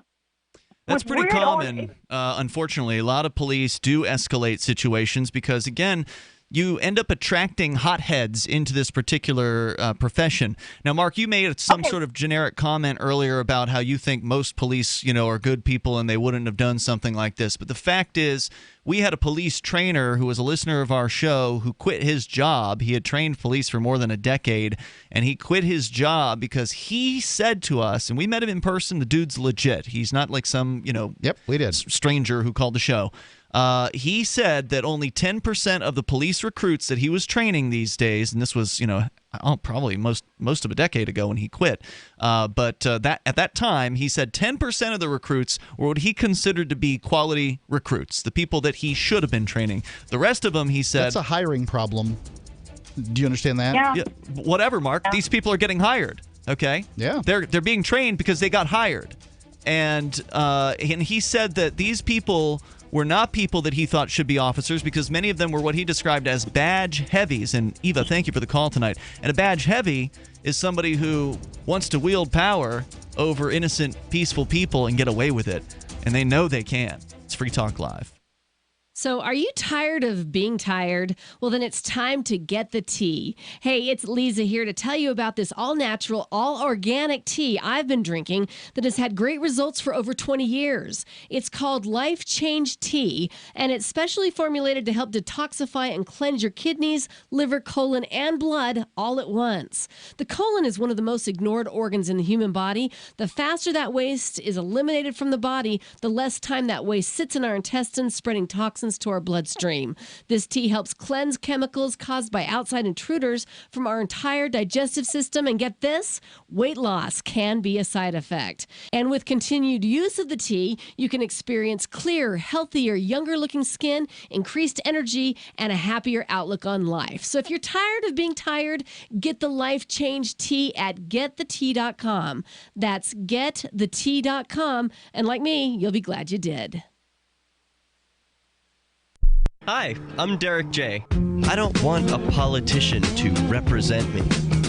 To me, government is the idea that one group of people can coerce everyone to comply with an edict or face increasing punishments up to and including death. Despite perhaps the most noble of intentions, the best government services are a far cry from what could be provided for by voluntary interactions. Besides, the people who call themselves the government wage wars and put peaceful people in jail for crimes involving no victims. If Starbucks used some of its money to drop bombs, I wouldn't shop there. So why would I support the American empire? The Empire does not require my consent. Derek J's Victimless Crime Spree. Watch it for free and order the Director's Cut DVD at victimlesscrimespree.com. That's victimlesscrimespree.com. Are you sick of government lackeys who say you didn't build that? Are you tired of elitists who think you need a government permission slip for everything? Everything you do is an A to B conversation, and the government should see their way out of it. Create true free markets by adopting the BIPCOT No Government License. The BIPCOT No Gov license allows use or modification of any product, service, or software except by governments or government agents. Go to bipcot.org. That's Bravo, India, Papa, Charlie, Oscar, Tango.org. If you want to know the latest about Free Talk Live before we go on the air, all you need to decide is how you want it delivered. It's your choice. Visit news.freetalklive.com. You can get emailed announcements and participate in contests via our email updates list. Plus, we have a Twitter account that you can follow and a Facebook page where you can become a fan. So visit news.freetalklive.com to get news about Free Talk Live as soon as it's announced and the way you want it delivered at news.freetalklive.com. That's news.freetalklive.com. Free Press Publications is an independent, alternative media and publishing company founded in June 2009 with the mission of ensuring a free press for the freedom movement and is committed to spreading the message of peace, freedom, love, and liberty. FPP also gives new authors an avenue for publishing freedom-oriented material. FPP brings you daily news and commentary on the website fpp.cc, as well as a daily 5-minute newscast, FPP Radio News, and weekly news, views, and commentary in the FPP Freedom Minute and Peace, Love, Liberty Radio at fppradio.com, and the monthly newspaper FPP News at news.fpp.cc. Find FPP online at fpp.cc.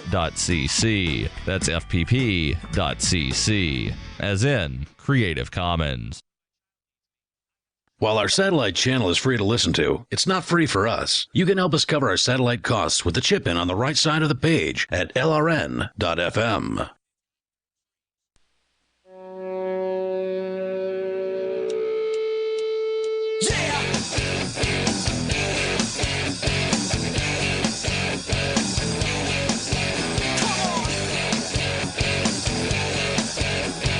This is Free Talk Live, and you may join us right here. The toll-free number is 855-450, free like freedom, 855-450-3733.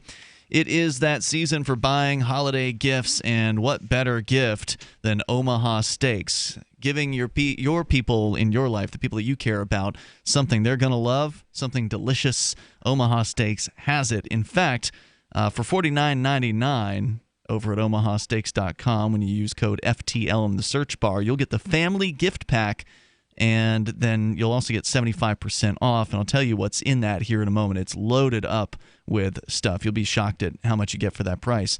But also, in addition to delicious, tender-aged, flavorful beef that is aged for 21 days to unlock the full flavors of the cuts, hand-trimmed and vacuum-sealed, you can also acquire all kinds of other things like seafood and poultry and pork, veal, and lamb, veggies, desserts, appetizers, pasta, soup, seasoning, sauces, and so much more. Over 500 gourmet gift ideas available over at omahasteaks.com. And the stuff they sent us was a full meal. You didn't need anything else.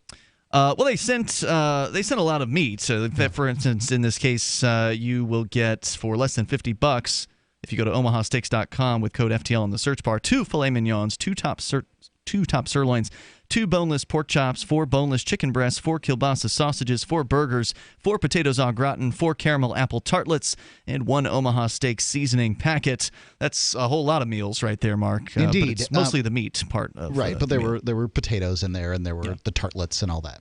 Plus, you'll get an additional 4 kielbasa sausages in there for free. Use code FTL in the search bar to get that 75% off the family gift pack. That's what that is. But if you want the other things, you can get whatever else you want, obviously, and get it for the people that you love in your life. They will love it and love you for it.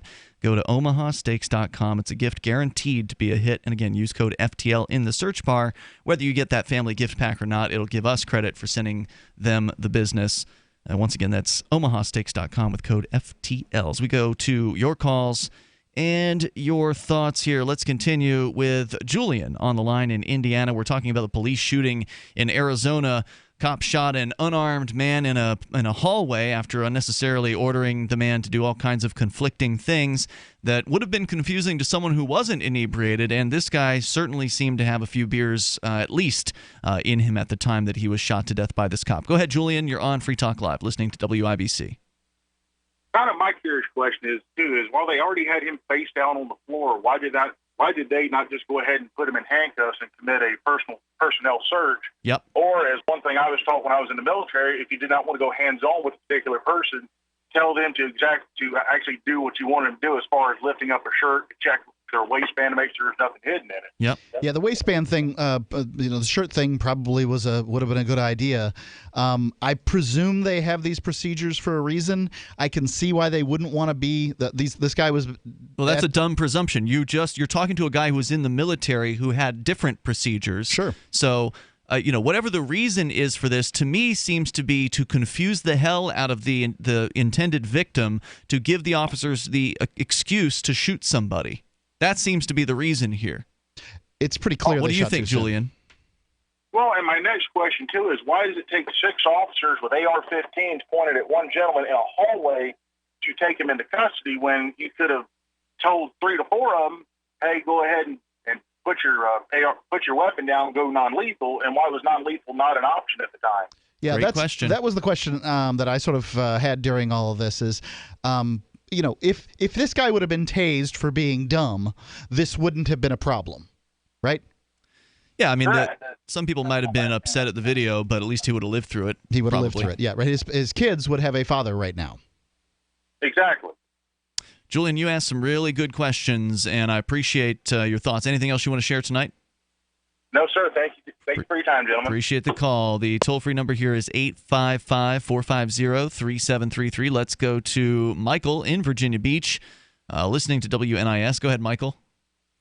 The most interesting thing about this, after listening to another national talk show host, describe the whole thing and play the sound over radio and describe what he was seeing in the video.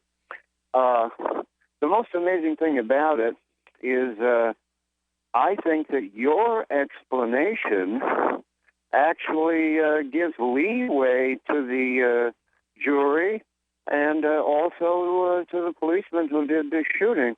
Whereas what I heard another host say, who's done a lot of police work, made it sound like it was cold-blooded murder. And I think that's the issue.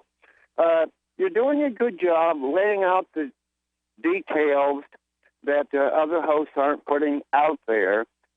And I'd like to see you do the same thing with this rush to judgment against the FBI and against the special prosecutor, Robert Mueller, that has been conducted by Fox News. I don't know what you're talking about. I have no idea what issue with the FBI you're referring to. What is it? Well, they're accusing them, Sean Hannity in particular, is just boldly accusing the entire upper-level leadership of the FBI of outright corruption in the handling of the Russia probe. Oh, okay. And I don't care what other talk show hosts are saying about the FBI. So, number one, I don't know what they're saying. Number two, if I found out what they were saying, I wouldn't consider it to be important in any way, shape, or form, or newsworthy, or worth investigating or talking about. Well, I think it's important for the same reason that hearing your perspective gives me a greater sense of confidence in our system. But if I'm just hearing from one or two guys that are Trump groupies, then that distorts everything that's happening out here. Well, For I don't example, really I'll give understand, what exactly you want. We've been critical of the federal government's FBI on this show since before Donald Trump was in office, since before Barack Obama was in office. So we've always been critical of policing agencies in the United States. And it's likely that the more power these police agencies have, as the FBI has more power than the local cops in a lot of ways, the more power any agency has, the more corruption you're going to find within it. Thank you for the call tonight. And, we talked a lot about the Silk Road case, the underground drug marketplace, where an FBI agent was arrested for corruption in that case. Well, any agency can have somebody who, breaks the law in it or whatever. Well, the FBI has more than one somebody. The problem with the FBI is that they don't use recording devices when they do conduct investigations. That's a huge problem. You find people like, Martha Stewart going to jail for lying to the FBI when the only evidence is the FBI agents say so. They said so. That's a real, and this other guy that there's a Flynn or whatever they're sending off to jail here. That's a real problem. If you the FBI needs to step up into the 1980s where they had tape recorders and stuff and act like a real policing agency. And if not, they're going to continue to get flack. But why should they? I mean, they can get convictions without having recordings. Indeed. And that means they can just manipulate whatever was said in the way they want to get more convictions. So it actually helps them to not have recordings of situations. Anyway, let's go on here. Let's continue with your calls and your thoughts. We go to Pericles in Lynchburg, Virginia, listening to WLNI FM. Go ahead, Pericles. Hey, how you guys doing? Welcome. You're on the air. Good. All right. I'm listening to the phone call about this shooting in Arizona, and I realized two things that seem to be occurring a lot in these police shootings. The one main thing is the level of stress that I hear in some of these officers. The other thing is they keep using this fallback excuse of they felt threatened, so that excuses any Yeah, that excuse seems to... Hang on, Pericles. We'll bring you back here if you got more to say. I was scared for my life. Well, why exactly? Those man was just magic words. The man was never a threat to you in any way, shape, or form in this particular incident. There's more coming up. Free Talk Live. Whether you share content as a curator or produce it as a creator, the source of your advertising revenue is often limited by intermediaries like YouTube.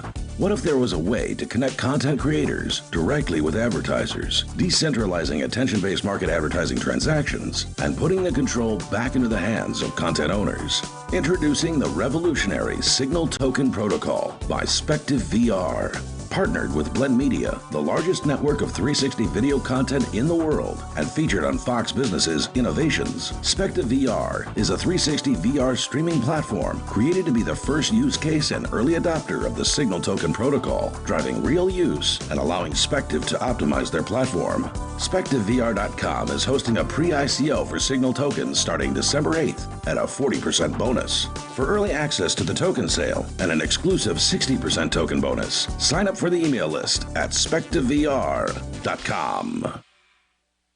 Guys, wouldn't your wife or girlfriend love it if you treated her to the very best this Christmas? Well, you can, and you don't even have to go out of your way. We're talking about the world's softest pajamas, available exclusively at Pajamagram.com. That's Pajamagram.com. Created by a team of dedicated pajama experts, the world's softest pajamas are lighter than a cloud, softer than a bunny, like cashmere, only better. She'll love the way the world's softest pajamas feel, and you'll love the way they look. More than a gift, they're a feeling, an invitation to relax a little longer. The world's softest pajamas are available only at Pajamagram.com. Visit today and give her a gift that keeps on giving, to both of you. Plus, you don't even have to wrap, because every Pajamagram includes free gift packaging, and Christmas delivery is guaranteed. So visit Pajamagram.com or call 1-800-GIVE-PJs. On Free Talk Live, we're bringing people to the ideas of liberty every day. From wrestling superstars like Glenn Jacobs. You guys really are having an impact, I believe. Like I said, a lot of where I am now is due to listening to Free Talk Live. You changed my mind on some very important issues years ago. To random people tuning in on the radio. I was kind of stuck in the left-right paradigm. I heard your show by chance on a Saturday night. From there, I went on, joined the Free State Project, and become an amplifier. So, I mean, that's really the reason why I amp is because I know that if it wasn't for you guys being on as many stations as you are, I never would have found the ideas of liberty. Your amp will directly change more lives by getting Free Talk Live in front of people looking for talk radio online and on the air. When you amp Free Talk Live, you get perks like access to the AMP-only Facebook group and AMP podcast. Visit amp.freetalklive.com. Here's a chance to do a little activism while you're cruising Facebook, Twitter, or Google+. Between the LOL cats, the recipes, the hot girls, and the inspirational sunrise memes, Free Talk Live's posts pass by your newsfeed. Like them, comment. It gives us more exposure. If you don't see our posts, click like at facebook.freetalklive.com and then hover over it to click Get Notifications. It's an easy way to spread the ideas of liberty a bit further. I know you're busy, but you can spare that 1/10 of a calorie it takes to click on something. Facebook.freetalklive.com. Radio is the most personal of mediums. I exist right now in your head. If you listen to Free Talk Live regularly, you know me. Free Talk Live is on more than 160 radio stations around the U.S. and has been downloaded on every continent around the world. Hundreds of thousands of listeners with ad packages from $600 a month to $6,000 a month. Imagine what we can do for your business, project, website, or idea. Email me, mark@freetalklive.com. Help get LRN.FM into more ears. Visit promote.lrn.fm for a free bumper sticker, flyers, banners, graphics, and more. Promote.lrn.fm.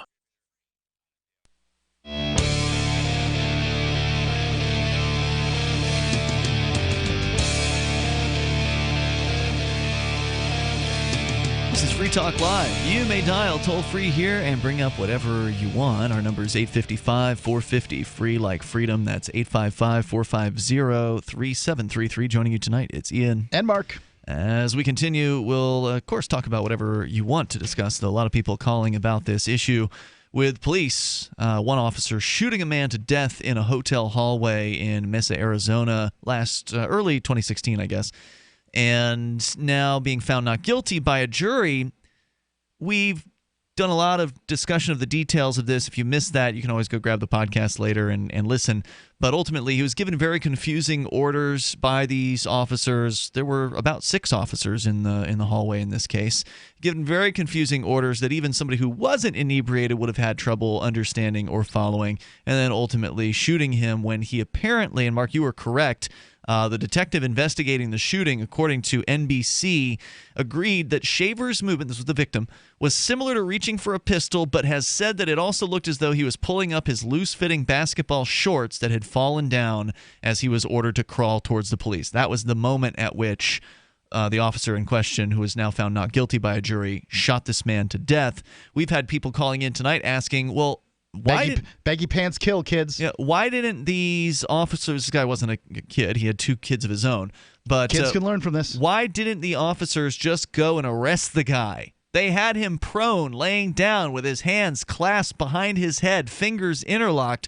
They had him that way. They could have just walked over and put handcuffs on him. But no, they had to get him up. They had to have him cross his legs. Make sure your legs are crossed while you rise to your knees. Then put your hands straight up in the air. But now crawl towards us without putting your hands down, because everybody knows how to crawl without putting their hands on the ground. Well, right? They didn't say crawl without putting your hands on the ground. No, they said don't ever put your hands down. And then following that, they told him to crawl towards them. Which is very strange. Which is basically telling him to put his hands down, but without saying that. And then he got shot after he moved his hand in a way that looked like he might have been going for a gun, which he ultimately didn't have. The investigator noted that he didn't see anything that would have prevented officers from simply handcuffing Shaver as he was on the floor. Oh, and here's the other interesting detail. We had a lady call in to remind us, I just hadn't gotten to this part in the story yet, that the officer who did the shooting had "you're effed" written out in full word that we can't say on the radio on his gun. It was engraved on his gun. That alone isn't enough of an indictment about the attitude, the mindset of who this officer is. But most importantly, the judge did not allow jurors to know about the etching on the man's gun because the judge felt it was prejudicial. It yeah, is. no kidding. It is prejudicial. Meaning that he's prejudiced against the people he's supposed to be protecting and serving. Right. So, that's a separate issue, the "you're effed" on the gun. It does speak to the attitude of the officer. But the officer wasn't the one giving the orders or anything like that. To some extent, the officer was reacting to a situation as it was delivered by his superior. I will say this regarding that point. The officer should be that officer and any officer that has something like that inflammatory on the side of their weapon that suggests that they're not out there to serve and protect the people that pay their paychecks. Any officer that has anything like that should be fired. Any superior He's a psychopath who sees that and allows that should also be fired. And as far as I'm concerned, we can wipe out a good 15% of the police force in America just for that stuff. Let's not forget that the Democratic National Convention, I think it was in 2008. The one in Miami where the woman got shot by a pellet or like some sort of rubber bullet, and then the cops were high-fiving in the afterwards? This one was in 2012, where the Democratic National Convention in Denver, where the police officers had the union made shirts that said, "We get up early to beat the crowds." With and this glowering office visage of an officer with a club tapping it in his hands. Pericles, you're back on Free Talk Live. Go ahead with your comments tonight. Listening, Virginia. Like I was saying, when I'm listening to the audio, I hear a lot of panic in a lot of these situations. And then they fall back on this idea that they could do whatever they want because they feel threatened. Mm-hmm. These are grown men that are supposed to be trained professional. That are receiving hazard pay. I mean, let's point out that police officers receive hazard pay for doing a dangerous job. They retire after 20 years, unlike every other government bureaucrat. They can. They also have systems set up to give officers overtime before they retire, so that their retirement pay, their pension pays out more and stuff like that. But that's really sort of beside the point. They get paid to be in dangerous situations. I say that as a fireman, and I understand that. But that doesn't take away from the fact that they're supposed to be focused, they're supposed to be aware, and they're supposed to be in control of the situation. They escalate these situations. They sure do. I mean, it doesn't make any sense. I'm an electrician. I work like I'm working live, even if I know I'm not working live. In other words, you have to be aware of your own safety at all times. Now, I understand the difficulty of being a police officer to the extent that they are like walking around with a bullseye on them for most of the time. And I have utmost respect for the fact that they'll put the uniform on. But the fact that you just said this guy has etched on the side of his firearm, that kind of inflammatory, it's insane that he would have that etched on his firearm. Yeah. And he's out there protecting and serving. Mm-hmm. And the attitude of people now is becoming one of fear where it shouldn't be. We're all equal. An officer of the law has a job to perform, and a citizen has a duty to perform. They're not supposed to make the officer feel uncomfortable. When I get pulled over, if it's a traffic stop or something, I comply. I don't give the cop an attitude because I don't know what he was just dealing with. Now, these cops, there's 6 grown men in a hallway. The investigation clearly said that this guy was already disarmed down. He wasn't even armed, but I mean... they didn't know that. They didn't know that at that point. But that's something that they never know. That's what I'm getting at. They're supposed to assume that there is a potential threat. So I don't understand why I'm hearing a grown man freaking out like this guy's freaking out. I mean, they didn't know he had a gun, but they did know that when he was laying down on the ground with his hands clasped behind his head, fingers interlocked, they did know that he wasn't going to grab a gun with his hands right there. So they certainly could have just walked over and arrested him. And just cuff the guy. I don't know if I'm a cop and I'm in that situation, I'm subduing this guy ASAP for his safety and my safety.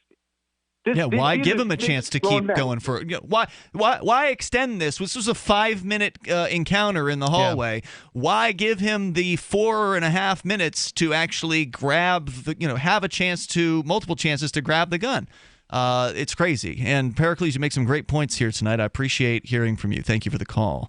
Our toll-free number is 855-450-FREE like freedom. Raven is on the line in Indiana listening to WIBC FM. Hello, Raven. Hello, guys. I have to admit, I had to shut off your program while you guys were describing this because I watched the video yesterday, actually at work, on my break. And let me tell you, if your viewers or if your listeners right now have not seen this video, it's not for the faint of heart. It's a disturbing video. So yeah, it's hard to watch it. But let me tell you, you guys really described it very well. So kudos to you on that. Thanks. But how many more unarmed men are going to die at the hands of cops, and then the cops just basically use the excuse, well, we thought he was armed? Because that's Countless. basically, if you look at the statistics, I don't know the statistics, but I'm assuming that most unarmed men who die by the hands of cops, the cops use the excuse, well, we thought he was a threat. Yeah, I don't know what else they'd say. Right, and look at the cops. You guys are talking about training and how some cops don't get the training that they need. Well, look at the FBI. They get trained well, correct? I have no idea. Agree with that? That's the story. I don't know. More so than cops. Okay, they get trained more so than cops. All right. Now, look at Lavoy Finicum in Oregon. He had his hands up. He fell down in a snowbank, which rolled his hands down. They shot him. Of course, it's a different situation because he is a gun advocate. He was armed.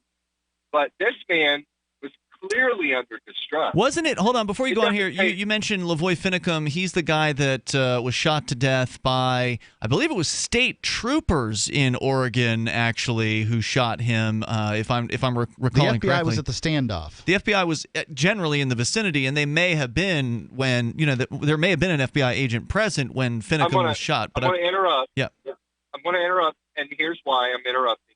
You guys know as well as I do, the FBI was in charge of that whole scenario. Sure. It wasn't the state troopers that was in charge of it. And the FBI, people don't. Uh-oh. I think did we lose you? FBI got him. Hey, thanks, Raven, for the let call this be tonight. a warning to you people. Yeah, I mean, the FBI may have been in charge of the situation, but that didn't mean that they ordered the state trooper to pull the trigger in that situation. And we were reporting on that in a high level of detail. So if you were interested in the Malheur Federal Wildlife Refuge coverage that we did back then, feel free to go back in our archives over at freetalklive.com. Go back to, what was it, early 2016?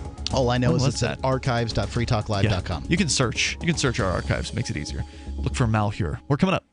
Guys, wouldn't your wife or girlfriend love it if you treated her to the very best this Christmas? Well, you can, and you don't even have to go out of your way. We're talking about the world's softest pajamas, available exclusively at pajamagram.com. That's pajamagram.com. Created by a team of dedicated pajama experts, the world's softest pajamas are lighter than a cloud, softer than a bunny, like cashmere, only better. She'll love the way the world's softest pajamas feel, and you'll love the way they look. More than a gift, they're a feeling, an invitation to relax a little longer. The world's softest pajamas are available only at pajamagram.com. Visit today and give her a gift that keeps on giving, to both of you. Plus, you don't even have to wrap, because every Pajamagram includes free gift packaging, and Christmas delivery is guaranteed. So visit pajamagram.com or call 1-800-GIVE-PJs. This Your Family Today tip is brought to you by Stouffer's, helping bring your family together with wholesome dinner options, even on the busiest of nights. Find dinner table ideas to bring your family together at letsfixdinner.com. To get kids involved in dinnertime conversation, ask specific questions, not broad ones. Instead of what happened today at school, try what was the best thing that happened today. The more specific you are, the more they'll have to say. For more tips like these, visit us at parenthood.com/yourfamilytoday. So you've heard all 3 hours of the latest episode of Free Talk Live, and you're still hungry for liberty-oriented audio content? Did you know that we have another 24/7 audio stream at LRN.FM? The Liberty Radio Network airs the latest episodes of some of the best liberty-oriented podcasts on the internet around the clock. In addition to recorded content, you'll also hear live shows like Free Talk Live, originating from our Keene, New Hampshire studio. So listen anytime at LRN.FM. That's LRN.FM. You're listening to the live edition of Free Talk Live. Hour number 3 is next after the news here on the Liberty Radio Network at LRN.FM.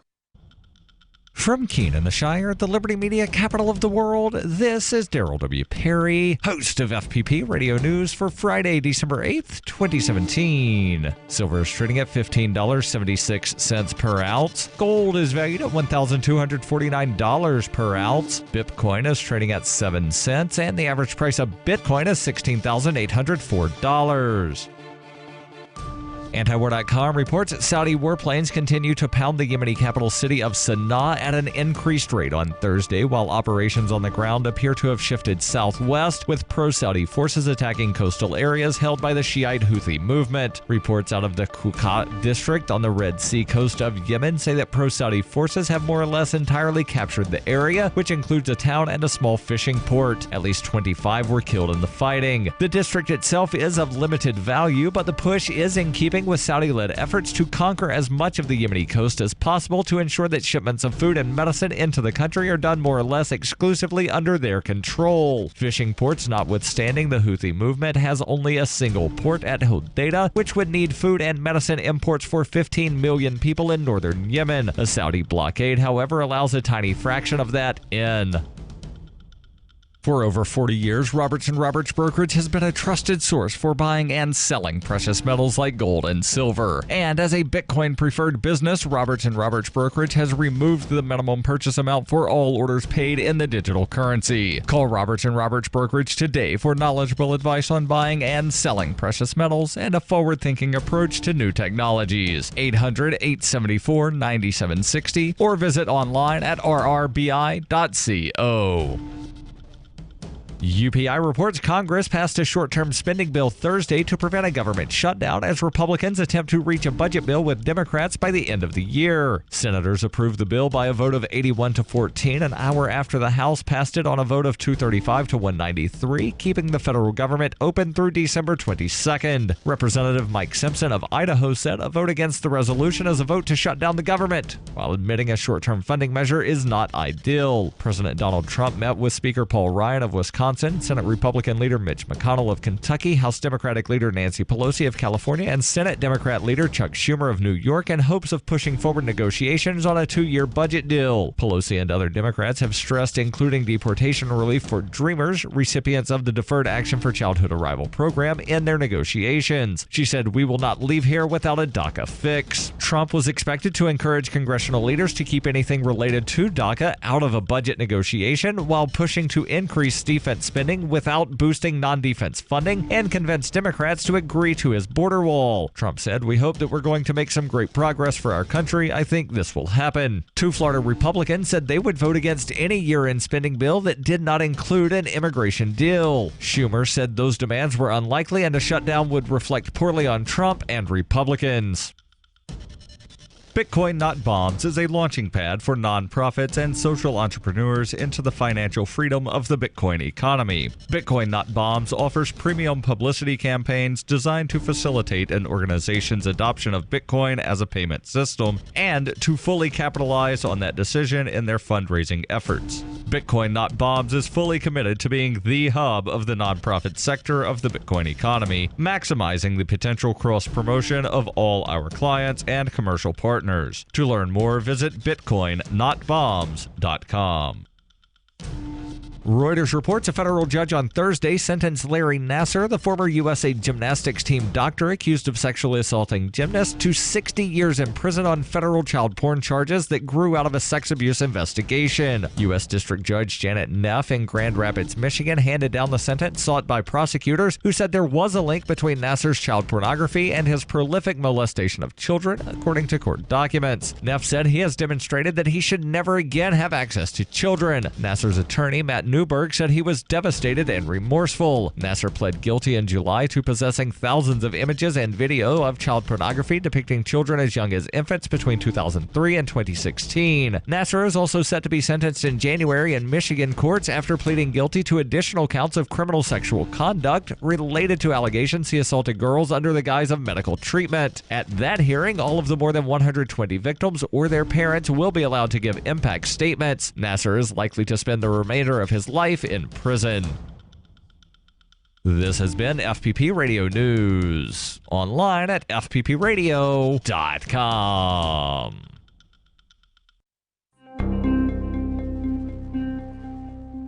After logging onto the Xbox One game console at one of his classmates' homes, 12-year-old Michael Cutler admitted to reporters this week that he really does not have the slightest clue about what his friend's name could be. I mean, his name might be Brian. No, wait, Brian's my other friend, the one with the PS4. Yeah, if I'm being totally honest, there's no way I can tell you his name. Not a chance. Noting that the boy had, quote, an absolutely huge HD TV and a bunch of games his mom won't let him play, Cutler confirmed that he could recall only the faintest details about his friend, including the fact that his mother makes chocolate chip cookies and that he has a dog of some kind. He's got Killer Instinct, Assassin's Creed, Battlefield 4, and Titanfall? Man, that game's awesome. Anyway, I've just been calling him Flamethrower because that's his gamer tag. Hopefully he doesn't catch on. Hey, can I stick around for a few more hours? I'm so close to beating this. This is the Onion News Network.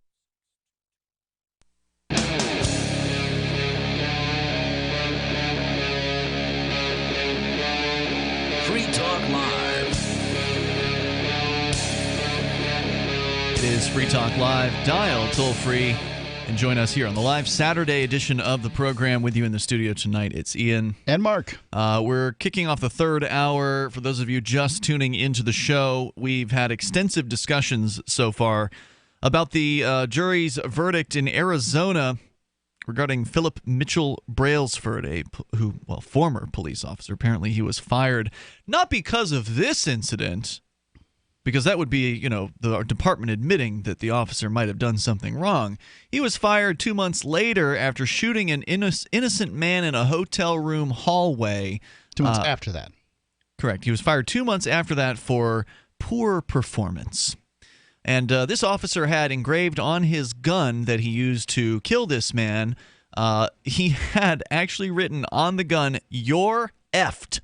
And the judge in the case would not allow the jury to see evidence of that when they made their decision to find him not guilty of both murder and manslaughter after shooting a man to death for basically because he said he was scared, when they could have simply arrested the man who was following orders the best he could. The cops were shouting, the officer in charge was shouting at this particular man in the hallway, shouting orders at him that would have been very difficult for anybody to follow, like, shoot, put your hands straight up in the air and crawl toward and then whatever you do, whatever you do not put your hands down. If you have to fall forward onto your face, do not put your hands down to brace yourself as you fall forward. That's how serious I am about telling you, do not put your hands down. Then the next thing out of the cop's mouth is, crawl towards us.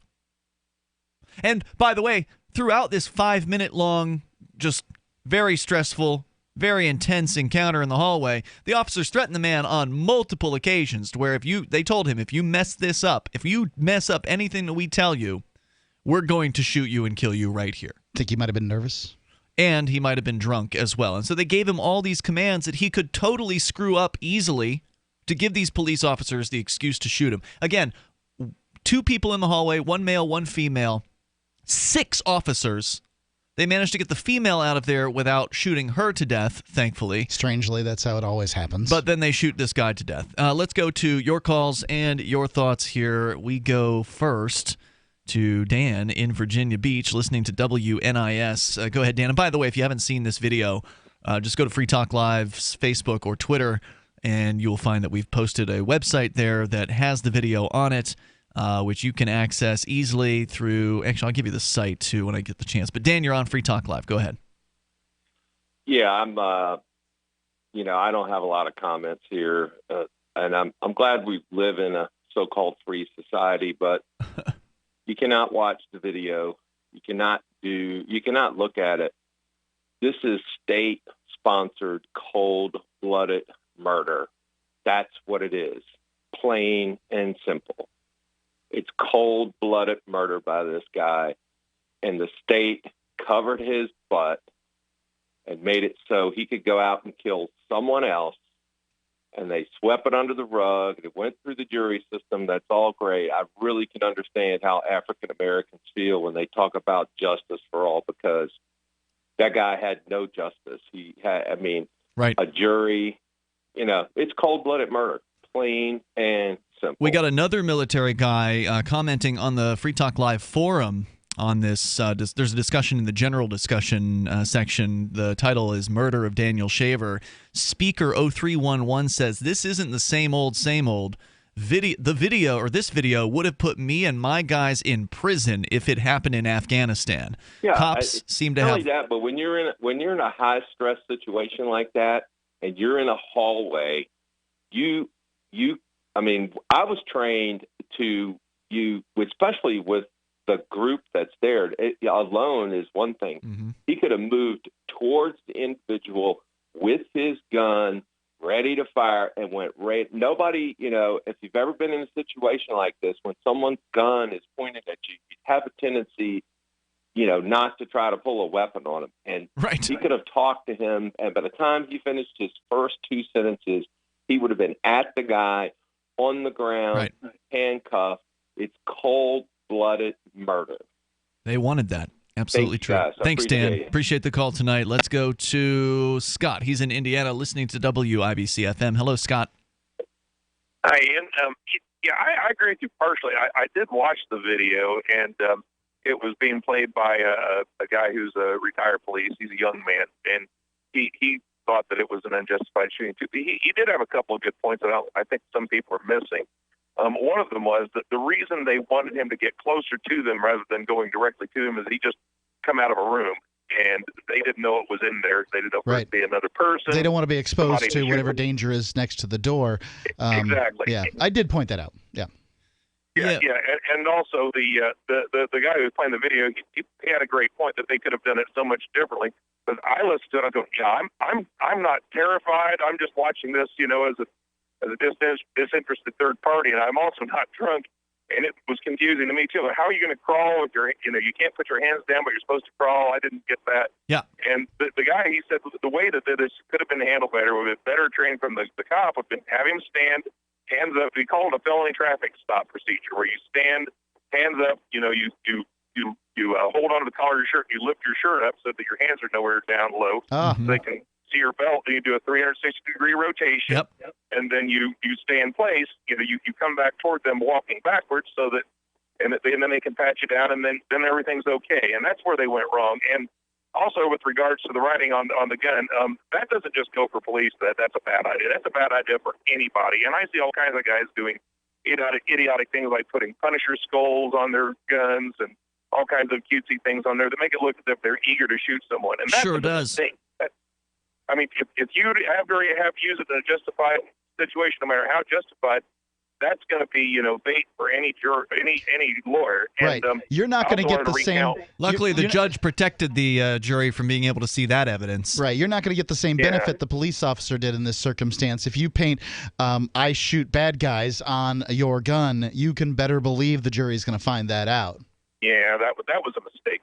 And I did have one other thing, a personal experience. I have only one time had a gun pointed at me, and that was 2 years ago. I was coming to work in the winter and trying to find my way through the snow, and I didn't know it, but there was a deputy in the county that I work in right behind me, and he pulled me over because he said I wasn't really staying on the road very well. Well, I couldn't even find the edge of the road because there was so much snow that I couldn't see the white line on the edge. Yep. And he stopped me, and I and he was kind of giving me a little bit of what for, so I understand he's a little bit cranky. He's got a lot of people here and all that. I can handle that. I'm a big boy, but it made me a little bit nervous. And I had my gun with me at the time. I've got a lifetime permit, fully legal. Third generation Smith & Wesson on the seat right next to me because I can't carry it on my person at work, but I keep it in the car, to and from. So if I need to help anybody, and I can quickly tuck it in my waistband, and I have something for safety or anything like that.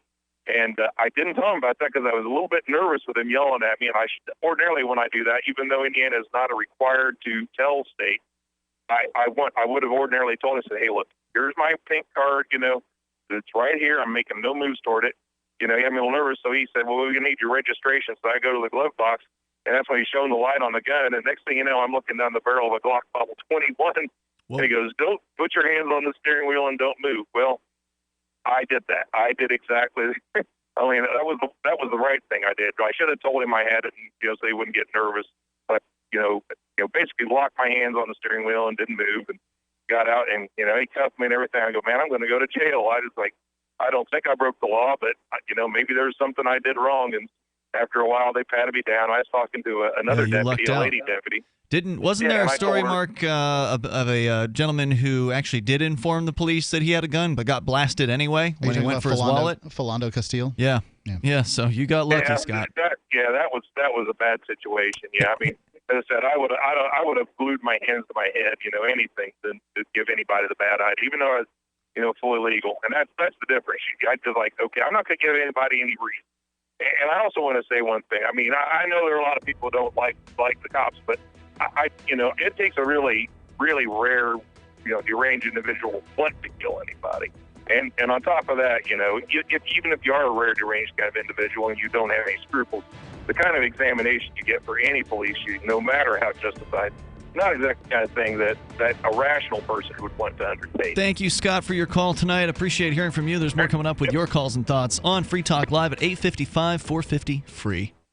I got my Blink home security system delivered right to my door. I downloaded the app and it walked me right through the easy setup. Even with my complicated router system, I was done in like 10 minutes. Now it notifies me whenever something moves in front of the wireless cameras, or I can just check it whenever I want right from my phone. And I got you a deal. Get 3 Blink cams for what the other guys charge you for 1, plus an extra 10% off. Visit blinkprotect.com/FTL. blinkprotect.com/FTL. blinkprotect.com/FTL. Do you want to help build a better financial system for everyone? Join Dash. Dash is Digital Cash, a digital money platform designed to replace cash and help people manage their own wealth.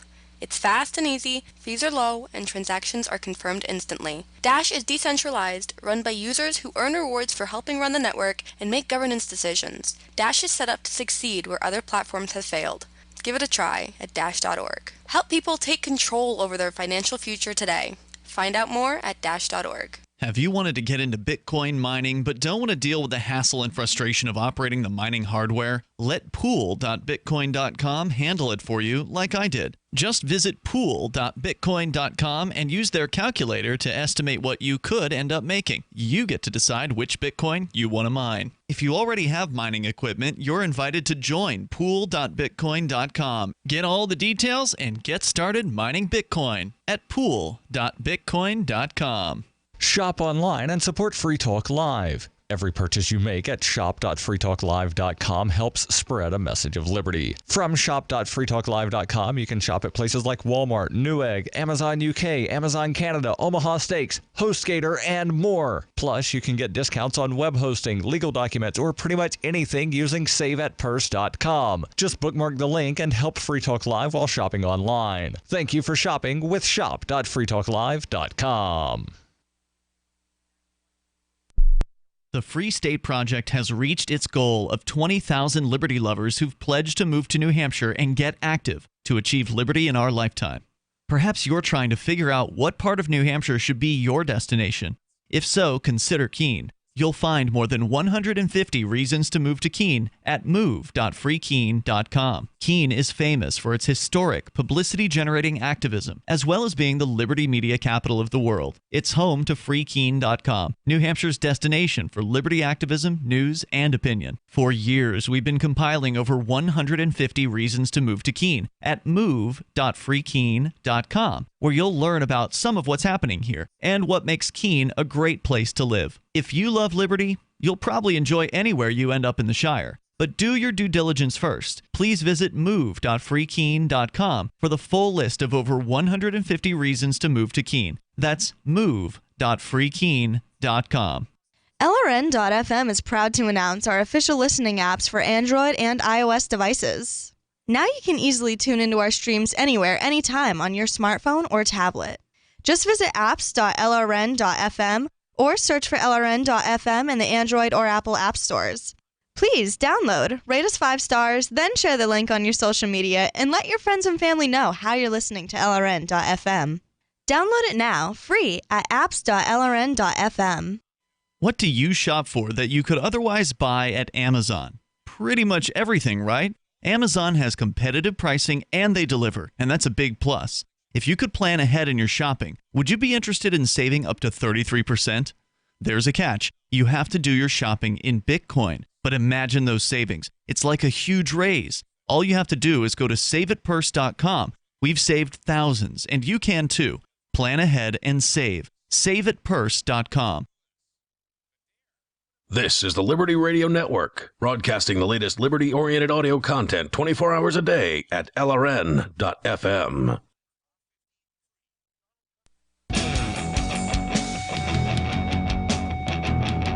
It is Free Talk Live Saturday edition of the show. You can dial toll-free to join us here. The number is 855-450, free like freedom. That's 855-450-3733. If you want to help build a better financial system for everyone, you should join Dash. Dash is digital cash, a digital money platform designed to replace cash and help people manage their own wealth. It's fast, it can be private and easy, fees are low, and transactions are quick and can be confirmed instantly. You can pay anyone, anywhere in the world, anytime for just pennies on the dollar. And Dash is decentralized and run by users who earn rewards for helping run the network and make governance decisions. Anyone can invest in Dash and earn rewards for helping run the Dash network. Join Dash and help create a better financial system for everyone. Take back control over your financial future today. Find out more at Dash.org. There's a lot of momentum behind Dash right now.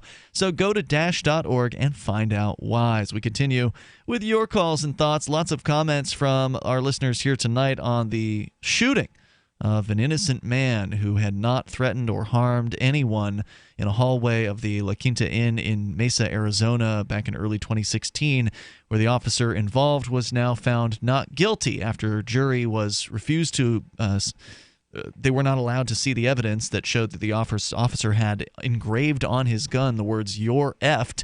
But they let him go because he said he was scared for his life when the man made a move that could have been interpreted as going for a gun, but it was completely unnecessary for it to even get to that point because, as we've heard from multiple people who've called in who've been military trained and police trained here tonight, there were so many other options that the police in the hallway, there were 6 of them, that the police had to deal with this man that did not involve the ridiculous orders that they were giving him, the confusing orders that they were giving him, which almost seemed to be designed to encourage him to screw up, to give them the excuse to shoot him. And the one officer did. Anyway, he was found not guilty by the jury. Let's go back to your calls and thoughts. We're going to try Doug in Illinois. Doug, are you with us this time? I am. All right. The gentleman who called in before you went to break had been partially right.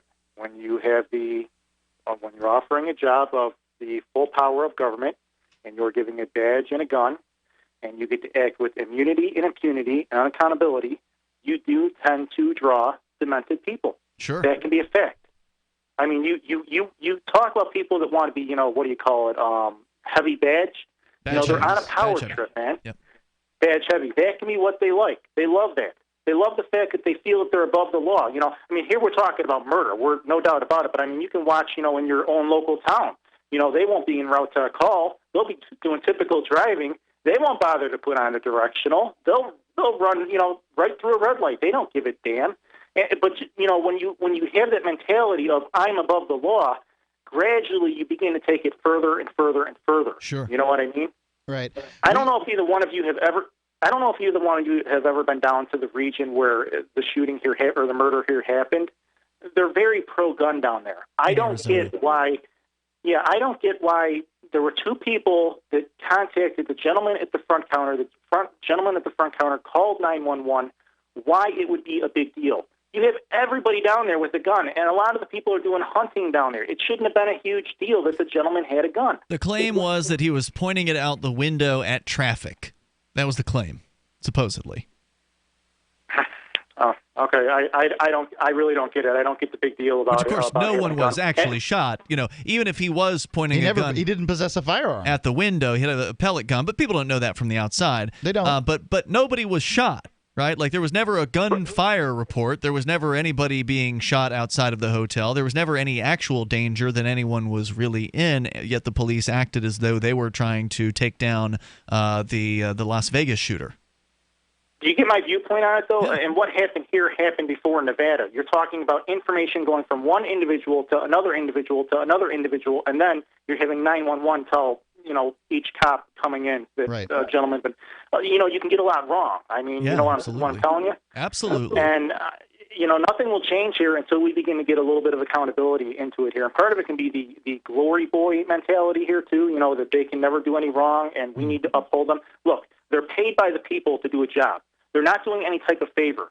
Okay, I mean, my grandfather had been a lineman, which are one of them people that go up the electric pole and they work on. They have a lot more danger in their line of work. Correct. I mean, the one gentleman called in and he talked about how they have a target on their back. They don't have a target on their back. When you take out the amount of them that are killed either in a traffic wreck or die of a heart attack, very few of them are shot and killed or attacked with a knife. Even if you don't take out the ones that are dying in traffic accidents or heart attacks, they're still not in the top 10 of most dangerous Not every year. There are some years when they'll get in the top 10, but they never reach loggers. They never reach roofers. They never reach fishermen. Yeah. These people, and by the way, if you just take everybody who drives a conveyance for a living, truckers, cab drivers, and all the people that keep America rolling, they push them all out.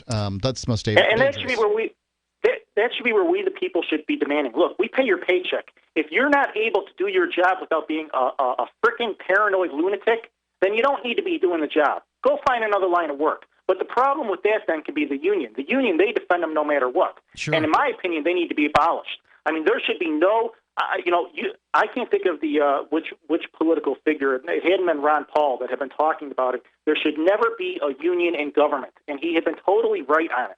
I mean, there should never be a union in government. The only way that's ever going to change is if we get enough libertarians to move, I think, to New Hampshire, which is where we've had this great New Hampshire freedom migration going on now for more than a decade. If you want to try to change the law to get rid of all unions, then you're going to have a lot of work on your hands because those guys are going to come out and they're going to oppose it, and it's very hard to oppose unions because they're well-financed and well-funded. My issue can be I don't have an issue with the union being for a private company. I have an issue with a union being in government. Government, you're talking about a monopoly. That's what I meant. Getting rid of the government. You're talking about a monopoly. Right. Yeah, that's what I was talking about, is getting rid of government unions because they're going to come out and they are well-organized and well-funded. Thank you for the call tonight, Doug. I appreciate it. But if we're going to have a chance at it, we got to get the libertarian-minded people, the liberty-minded people, to pick up their lives and actually move for liberty. If you actually care about being free and you want to do something more than complain about the problems that you see around you, and you actually want to have an effect on things, like we have already. We've been doing this for more than 10 years. We and thousands of others who have had a large effect. Who've moved here as part of this New Hampshire freedom migration. There's already been a tremendous impact. Just in 2017 alone, we've had wonderful political success stories. Not only people being elected who are actual libertarians, but Republicans and Democrats flipping from their political parties to the Libertarian Party. That has happened this year. You've got political successes like small level of decriminalization of cannabis, the concealed carry of guns without a license. That happened. It's called constitutional carry. That happened this year. Protecting Bitcoin and cryptocurrency. That happened this year. And, we got year number 2 of this particular session coming up in just a matter of weeks. So it's all very interesting. And if you want to follow some of it, you can check out freekeen.com, where I will frequently go to the State House and actually record videos of a lot of the goings-on there on when Darrell W. Perry and I go up there. He's the Liberty lobbyist. He's a crowd-funded lobbyist for freedom. Anyway, there's just more than we can possibly even cover if we did all 3 hours on the libertarian movement here. But if you want to learn more, there's a great movie called The 101 Reasons Liberty Lives in New Hampshire. If you actually care about freedom and you want to do something about it, then you owe it to yourself to spend just an hour of your time. You can break it up over a few days.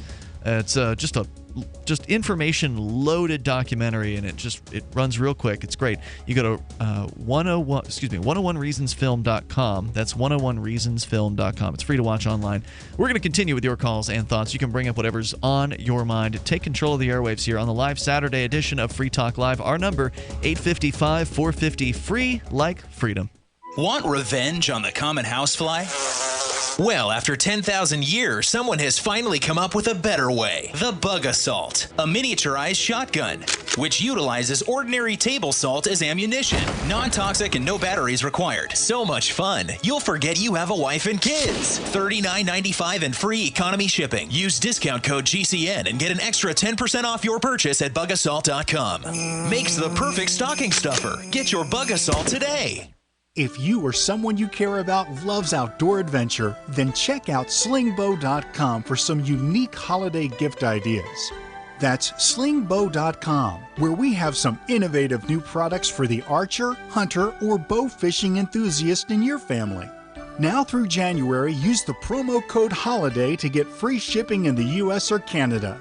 And from all of us at Slingbow Industries, have a safe, joyous, and peaceful holiday season. This is Michael Dean from the Freedom Fiends. I've run websites since 1996 and have used over a dozen web hosts in that time. AgristHosting.com is the only one that hasn't broken my heart. Agrist Hosting's uptime and service is stellar, and their DDoS mitigation is the best I've seen. That's important because if you tell the truth in this world, you'll ruffle feathers. And some people will try dirty tricks to silence your voice. No matter what the haters hit us with, Agrist Hosting keeps our websites online. If you have a mission-critical commercial presence or a world-changing activism site, you cannot tolerate any skullduggery. So go with agristhosting.com. Have a WordPress or blog site, but you're not satisfied with performance or uptime? Or just want raw hosting? Want to pay with Bitcoin? Agrist Hosting specializes in high-performance hosting with personalized service. Go to agristhosting.com and click on the button that says Get Hosted. That's agristhosting.com. Looking for a great real estate investment? Consider New Hampshire, which is ground zero for the Liberty Movement. Your first call should be to Mark Worden from Porcupine Real Estate. He's more than just a real estate agent. He's your New Hampshire concierge. Where are the best places to live? Do you want farm, city, the burbs, or forest? Do you want a duplex or multifamily building so that renters pay your mortgage? There are homes in all price ranges in New Hampshire, and Mark can help with financing too. Invest in Liberty and property. Mark Worden can help. PorcupineRealEstate.com. There are lots of ways to listen to Free Talk Live. Our podcast has been around since podcasts began, and now the FTL feed is loaded with content besides our full show archives. Did you know that we make it easy for you to customize your podcast subscriptions? We have different feeds, one that includes only our full shows, one with just the Daily Digest, and one with just the Edgington Post. You decide what you listen to. It's quick and easy to customize your feeds at feeds.freetalklive.com. That's feeds.freetalklive.com. Is spreading the message of liberty, cryptocurrency, and peace around the globe worth $2 per month to you? As you may already know, in addition to our internet feed, LRN.FM broadcasts on free-to-air satellite across North and Central America, as well as Sub-Saharan Africa. And we've been available on satellite for free 24/7 since 2010. The LRN.FM free-to-air satellite signal is reaching some of the most oppressive regimes in the world, and there's no doubt our ideas are making an impact. You can learn more about the channel's impact by watching the 3-minute video at fund.lrn.fm. If you'd like to help free minds globally with our ideas of liberty, cryptocurrency, and peace, you can donate as little as $2 per month via fund.lrn.fm. You can help us continue and expand our satellite broadcast to multiple continents. Visit fund.lrn.fm today, and thank you for your help. Don't forget to share the link on social media. That's fund.lrn.fm. You can sign up to receive the latest about the Liberty Radio Network via our email updates at updates.lrn.fm. That's updates.lrn.fm. It's Free Talk Live.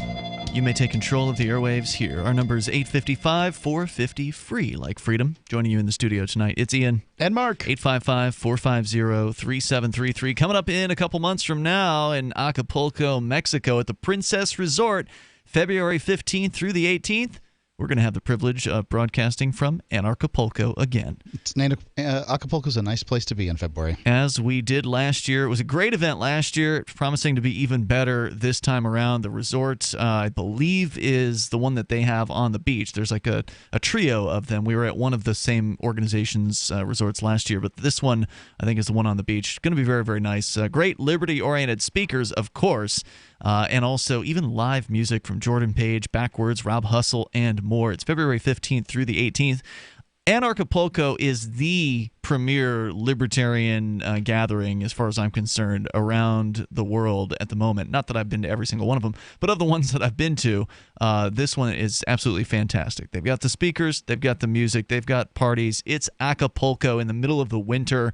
It's really warm, and you're going to enjoy it if you go there. In fact, it's actually affordable. I mean, obviously, the travel is going to be probably the most expensive part, but the hotel rooms, no big deal down there. You know, you're going to get a very, very nice hotel room for a very decent price, and then also the I think what is it, $250? I think for pre-registration on the regular package. I didn't write that down, but if you go to anarchapulco.com and use code FTL, you will get 10% off of the regular tickets. But then there's also other tickets that you can add in there. There's a health and wellness retreat that's going to be going on around that time frame, a Change Media University with Luke Radowski, and even an Amazonian ceremony called the Snake and the Jaguar. You can learn more about all of those and more over at anarchapulco.com. Again, it's February 15th through the 18th at the Princess Resort in Acapulco, Mexico, and we will be broadcasting from the events. We'll look forward to seeing you there. Don't forget to use code FTL to get 10% off your tickets. As we go to your calls and thoughts,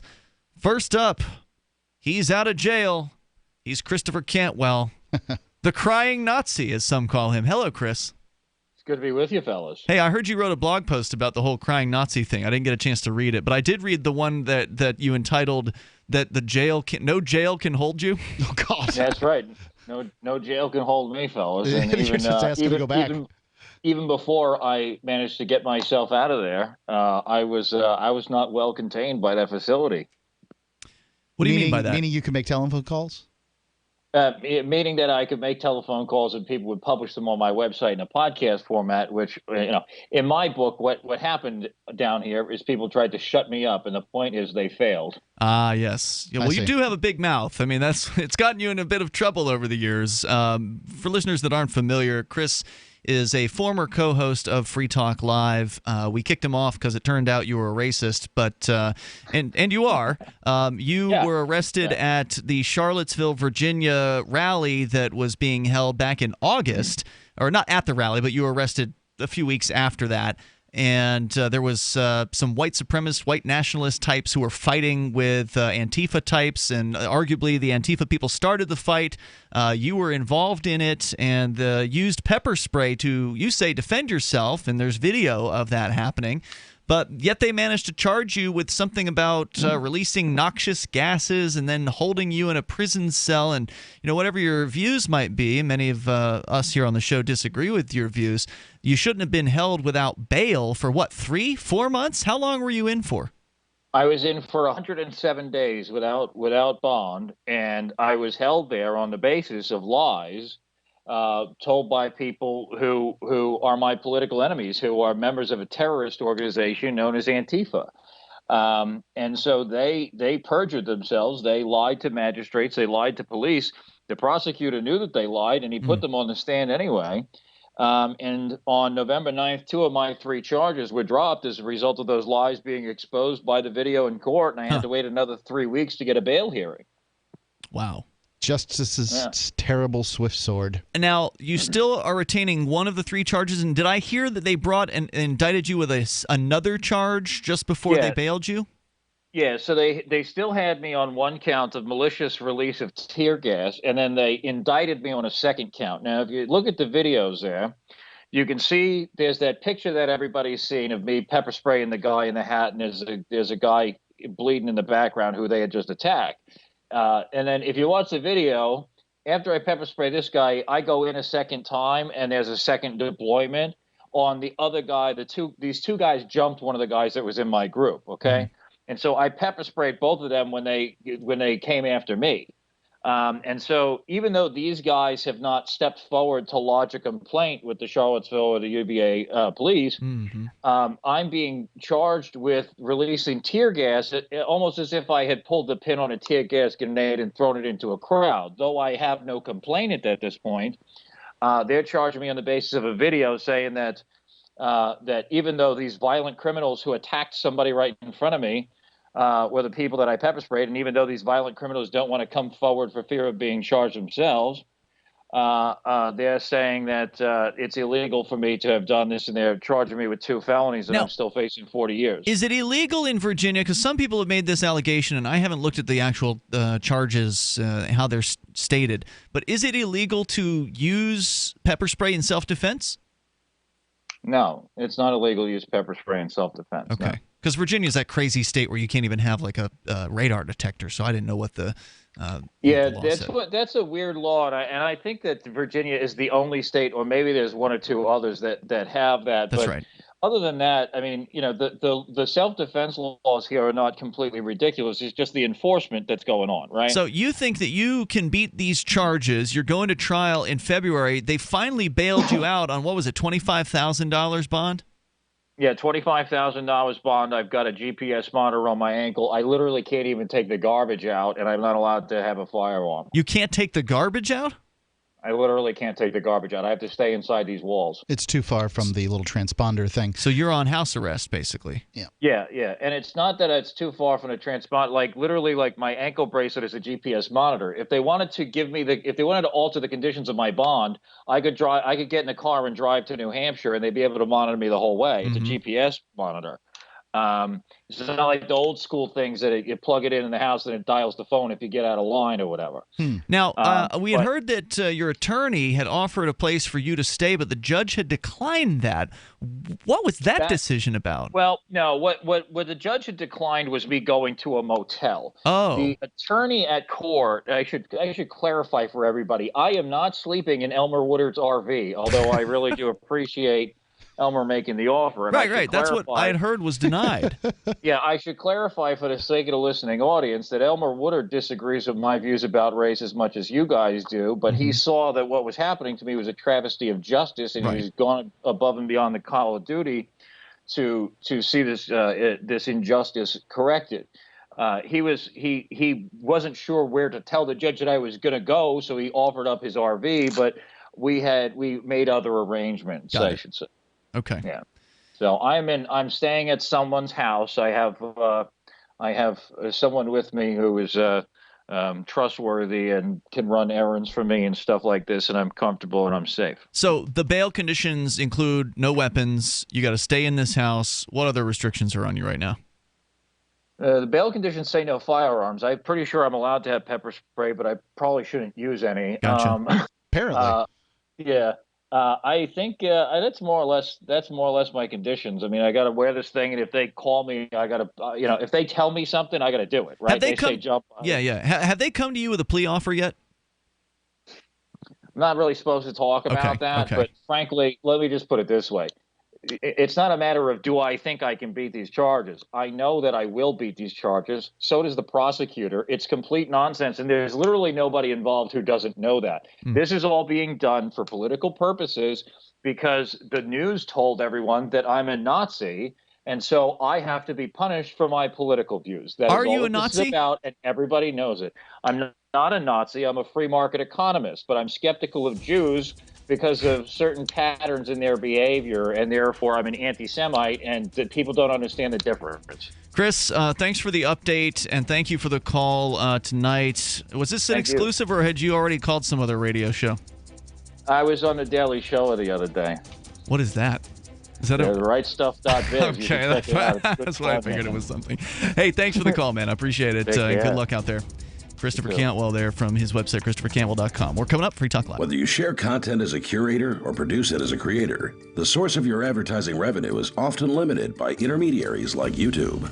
What if there was a way to connect content creators directly with advertisers, decentralizing attention-based market advertising transactions and putting the control back into the hands of content owners? Introducing the revolutionary Signal Token Protocol by Spective VR. Partnered with Blend Media, the largest network of 360 video content in the world, and featured on Fox Business's Innovations, Spective VR is a 360 VR streaming platform created to be the first use case and early adopter of the Signal Token Protocol, driving real use and allowing Spective to optimize their platform. SpectiveVR.com is hosting a pre-ICO for Signal tokens starting December 8th at a 40% bonus. For early access to the token sale and an exclusive 60% token bonus, sign up for the email list at SpectiveVR.com. ID Stronghold wallets are different. They may look the same on the outside. They're stylish, they'll hold your cards and cash, but they're hiding something great on the inside. No, there are no pyrotechnics, and it doesn't sing when you open it. But it does have magical powers. ID Stronghold wallets protect your critical information and identity from thieves standing right next to you. Protect your family this holiday season with affordable leather ID Stronghold wallets and purses. Anyone can buy a cheap RFID scanner online and snag your information just by walking past you. Contactless credit cards, debit cards, even your work ID badge. ID Stronghold was the first to pioneer RFID blocking technology over 12 years ago. Secure your identity and save Save 10% by using coupon code PRESENT for a limited time at idstronghold.com. That's coupon code PRESENT, also available at walmart.com, eBay, Amazon, or QVC. idstronghold.com. Good morning. Later this afternoon, I will be engaging in an extramarital affair. Of course, I will wish that I had never made the horrible mistake I'm about to spend several hours making, but sadly, I'm currently too blinded by greed and lust to care about or consider the consequences of my actions. The liaison I will be taking part in shortly with two poor deaf teenage runaways is in direct opposition to the values you elected me to uphold. I also wish to apologize to my wife, Linda, to my two beautiful children, Allison and Christopher. It hurts me more than you will ever know that this scandal will impact your life so terribly. I can only pray that the revelations you will soon hear concerning my fetishes, physical flexibility, and penis will not scar you to the point of dementia. Now, if you'll excuse me, I have to get to the hotel immediately, so I will not be taking questions. Thank you. This is the Onion News Network. The three most important things you can do for Free Talk Live are: 1, share one episode a week on Facebook or in some other social networking site. 2, buy the things you buy online through shop.freetalklive.com. 3, give $5 a month to the AMP program. It's my firm belief that Free Talk Live's AMP program is the best use of your charitable dollar among liberty-oriented organizations. Support all the organizations you love, but make sure you give $5 a month to AMP at amp.freetalklive.com. Are you tired of governments murdering people around the world? Stop using their money. There is an alternative. Bitcoin is a stateless, free market, non-political currency. Bitcoin cannot be inflated or controlled by any government. By using their money, you are helping the state. Stop doing it. You have an incredible alternative available now. Learn it, use it, spread it. Get started with Bitcoin at bitcoin.com. That's bitcoin.com. What's up next? Visit the Liberty Radio Network program guide to find out at shows.lrn.fm. That's shows.lrn.fm.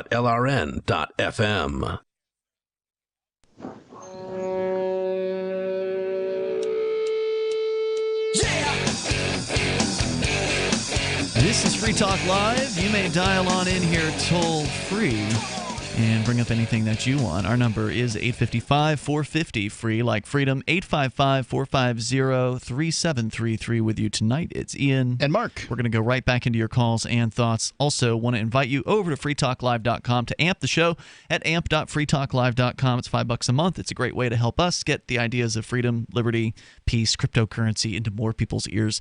Go to amp.freetalklive.com. You can use credit card, PayPal. You can even use Bitcoin if you want. Once again, that's amp.freetalklive.com. You get some cool perks. Also, libertystickers.com is a great way to reach people with the ideas of liberty, and you can do it from the back of your car. You know people love to read bumper stickers, and you can reach thousands of people with your stickers, which you can get over at libertystickers.com. They got a huge selection of witty, poignant, pithy, and downright bombastic, liberty-oriented messages for your car, your binder, your bicycle, wherever you want to put them. LibertyStickers.com. As we go to your calls and thoughts, Jeff is in Pennsylvania listening to WEEO-FM. Hello, Jeff. Hello. Hey.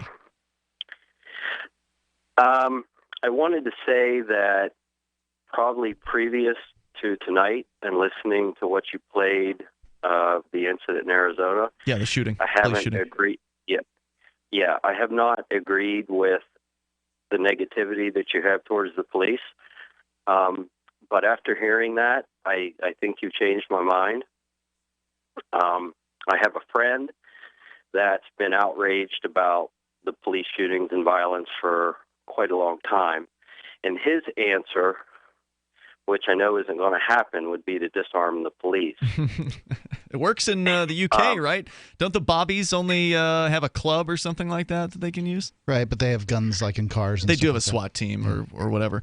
Yeah, Jeff, I just want to make sure I'm clear here. I'm not negative generally towards police. I want them to be able to actually go after real criminals who are violent and hurting others and, murderers, rapists, things like that. But I think that they're so busy arresting pot smokers and, peaceful men in, enjoying their evening in their hotel room and underage drinkers and things like that. That's what's destroying people's relationships with the police, is the fact that the police are not their friends. They are essentially an occupying force that is arresting peaceful people left and right. And I think that's a problem. Like I said, after tonight, I agree with you. Previous to tonight, I didn't agree. Well, we all have our turning point. Yeah.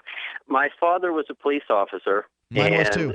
He's been retired for a number of years, but he said that whenever he would go into a situation where you had drunk or domestic violence, type situations, he would take his gun off before he went into that situation, because he said the sight of his gun, he felt, would inflame people, kind of elevate things. And like you played earlier, that was just out of control. He didn't want to. What you're saying is your dad, he made a conscious choice to not escalate a situation, to actually do things to purposefully de-escalate a situation, which is what I think that officers should be trained to do, which is to de-escalate these situations. But we see so many stories where these hot-headed, sometimes mostly young, but not always, officers, because remember the nurse story from a couple months back, that was an older guy. He was a veteran officer. He was balding. He was like in his early 60s, who roughed up a nurse at a Utah Utah hospital. So yeah, it's not necessarily just the younger guys, but certainly they seem to be more hot-headed and generally, never held accountable for their actions. Almost never. I agree at this point. All right, Jeff. Yeah. Maybe a week ago I may not have, but tonight I agree. Hey, it's hard when a loved one was involved in the profession, because look, they were different. I sincerely hope my position isn't that every single time I get some video of a police officer, having firing a shot, that I think that the police officer's in the wrong. I hope that's not my position. I hope that's not how my position is interpreted. But here's what happens: is that over time, like, the police have been here all along, and their actions really haven't changed much in the course of decades. Now we have video, and those individual videos, as they pop out. First, it was Rodney King. That may have convinced some people. It didn't convince me. At some point or another, I saw a video where a bunch of police were standing around while this one police officer beat somebody. I'm like, why aren't they doing something about this guy who's lost his mind? And look, that's just an incident, and that's how I felt about that particular incident. But these incidents pile up, where the public they go off like little pieces of popcorn. Pop, pop, pop, pop, pop. The police are losing the will of the people. They're losing the thanks that comes that comes from the public, and that their legitimacy to rule, as it were, because they are the tip of the spear. They are they are the rod by which the government rules. The government itself is losing that legitimacy, and the police in turn are too. And Jeff, that's what needs to be addressed. Thank you for the call tonight. I do appreciate hearing from you. Let's go to John in Nevada, listening online to LRN.FM. Hello, John. Hi, guys. Hey there. The officer's defense was self-defense, basically. But self-defense isn't a valid defense if you're responsible for creating the life and death situation unjustly. And so to see if that's what happened here, I always start from a position of moral parity, that badges don't make any moral difference in a situation. So what would have happened if I did exactly what the police did on exactly the same information they had? You would be in jail. And you should convict me of murder for putting for telling that guy to get down on the floor and crawl, and then shooting him. Don't you think that a posse of people, you say that you're not using, badges don't grant rights, and I'm fine with that.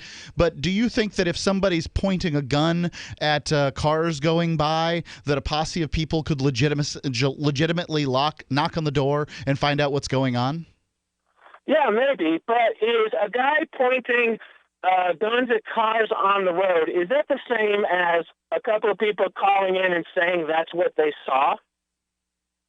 I don't think it's legitimate that the people report it to the 911 operator, then the 911 operator reports it to the dispatcher, then the dispatcher reports it to the police. No, I don't think that that's entirely legitimate. I don't think they had sufficient evidence at all to treat the case this way. No way. You guys have been talking about how they should have acted in the hall.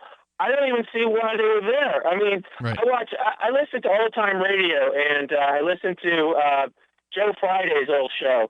And what they do in a situation like this is they call the room. They call the room. I see. They call the room and they talk to the guy and say, "What's going on? What can we do? We'd like you to come out and talk to us with your hands up." Yeah, sure. How about that instead of get down on the floor or we'll kill you? Right. The dude had never fired a shot. I mean, there was no danger whatsoever to anybody at any point. John, great call. Thanks for sharing your thoughts tonight. Let's go to David calling from North Carolina on Skype. David, go ahead. David in North Carolina, I believe that's where he is. David on Skype going once. David on Skype going twice. Let's try a different David. This one's in San Francisco. David, go ahead with your thoughts. Yeah, I was a little more interested in the bitcoins and the electronic currencies. We love that. It kind of fits with some of the issues of the day because, it used to be that the U.S. dollar was seen as a patriotic thing, that we all supported the country and that we all appreciated it and we all were proud to use the U.S. dollar. But as corruption has gotten into government, it's always been there, and big business, it's become a situation where people have to look at, like pre-World War II Germany, how are you going to get your money out of here before Hitler grabs it and turns it into the war machine? Great point. So I was kind of, are you keeping up with the issue of the Consumer Financial Protection Bureau? I don't know what that issue is. Well, a couple of days ago, Trump decided to appoint a guy to head the CFPB, and the previous director had appointed a different person, his undersecretary. Now, the structure of it, CFPB, was supposed to have the undersecretary manage. It was to be a continuation and not to be a political appointment. The first thing that this Trump appointee does, he basically kicked her out. And first thing he did was made it against, he froze all of the lawsuits against the big banks of 2008. He froze, we've got the Equifax suits. The Equifax ruins our credit ratings, has their data stolen. The best thing that you can do, and we're out of time, but David, thanks for the call. The best thing you can do to get out of the old banking system is to get into cryptocurrency. I mean, it's a great way to protect your money from the ravages of these old school bankers and governments. And of course, there's also gold and silver, which is another way to... It's a bank they don't control. Protect yourself. These decentralized currencies. We'll see you tomorrow night online in the meantime at freetalklive.com. Since time began, tyrants have taken aim at personal liberties. Now there's a movie that aims back. The government has no more right to tell us what to put in our bodies than they have to take our guns or tell us what books we can read. 6 drug police were eaten by bears while raiding a marijuana farm. On your knees, you dirty hippie! Jesus. On your knees! What's the problem, officer? Today, many cops who enforce pot laws do so only because it provides them with cushy jobs, good benefits, and a chance to push people around. I was an undercover narcotics officer. The drug war is nothing but a farce. The Second Amendment says you got to keep you and your gat intact. Guns and Weed, The Road to Freedom. A film by Michael W. Dean and Nima Vadadi. DVD available now at gunsandweed.com or on Amazon. That's gunsandweed.com. Makes the perfect gift. Remember, that's gunsandweed.com.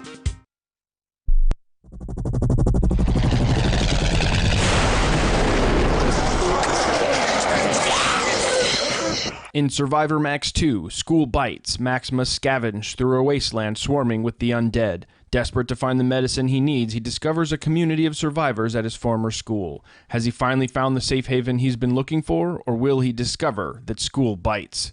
Look for Survivor Max on Facebook, read reviews on Amazon, and read Chapter 1 at survivormax.com. Did you know you can watch Free Talk Live during our live show 7 days a week from 7 to 10 p.m. Eastern via our studio cams at cam.freetalklive.com? Plus, you can chat with other listeners while you watch, all totally free. Now that our live video stream is hosted by YouTube, our video archives will be online even faster. So be sure to subscribe to our YouTube channel.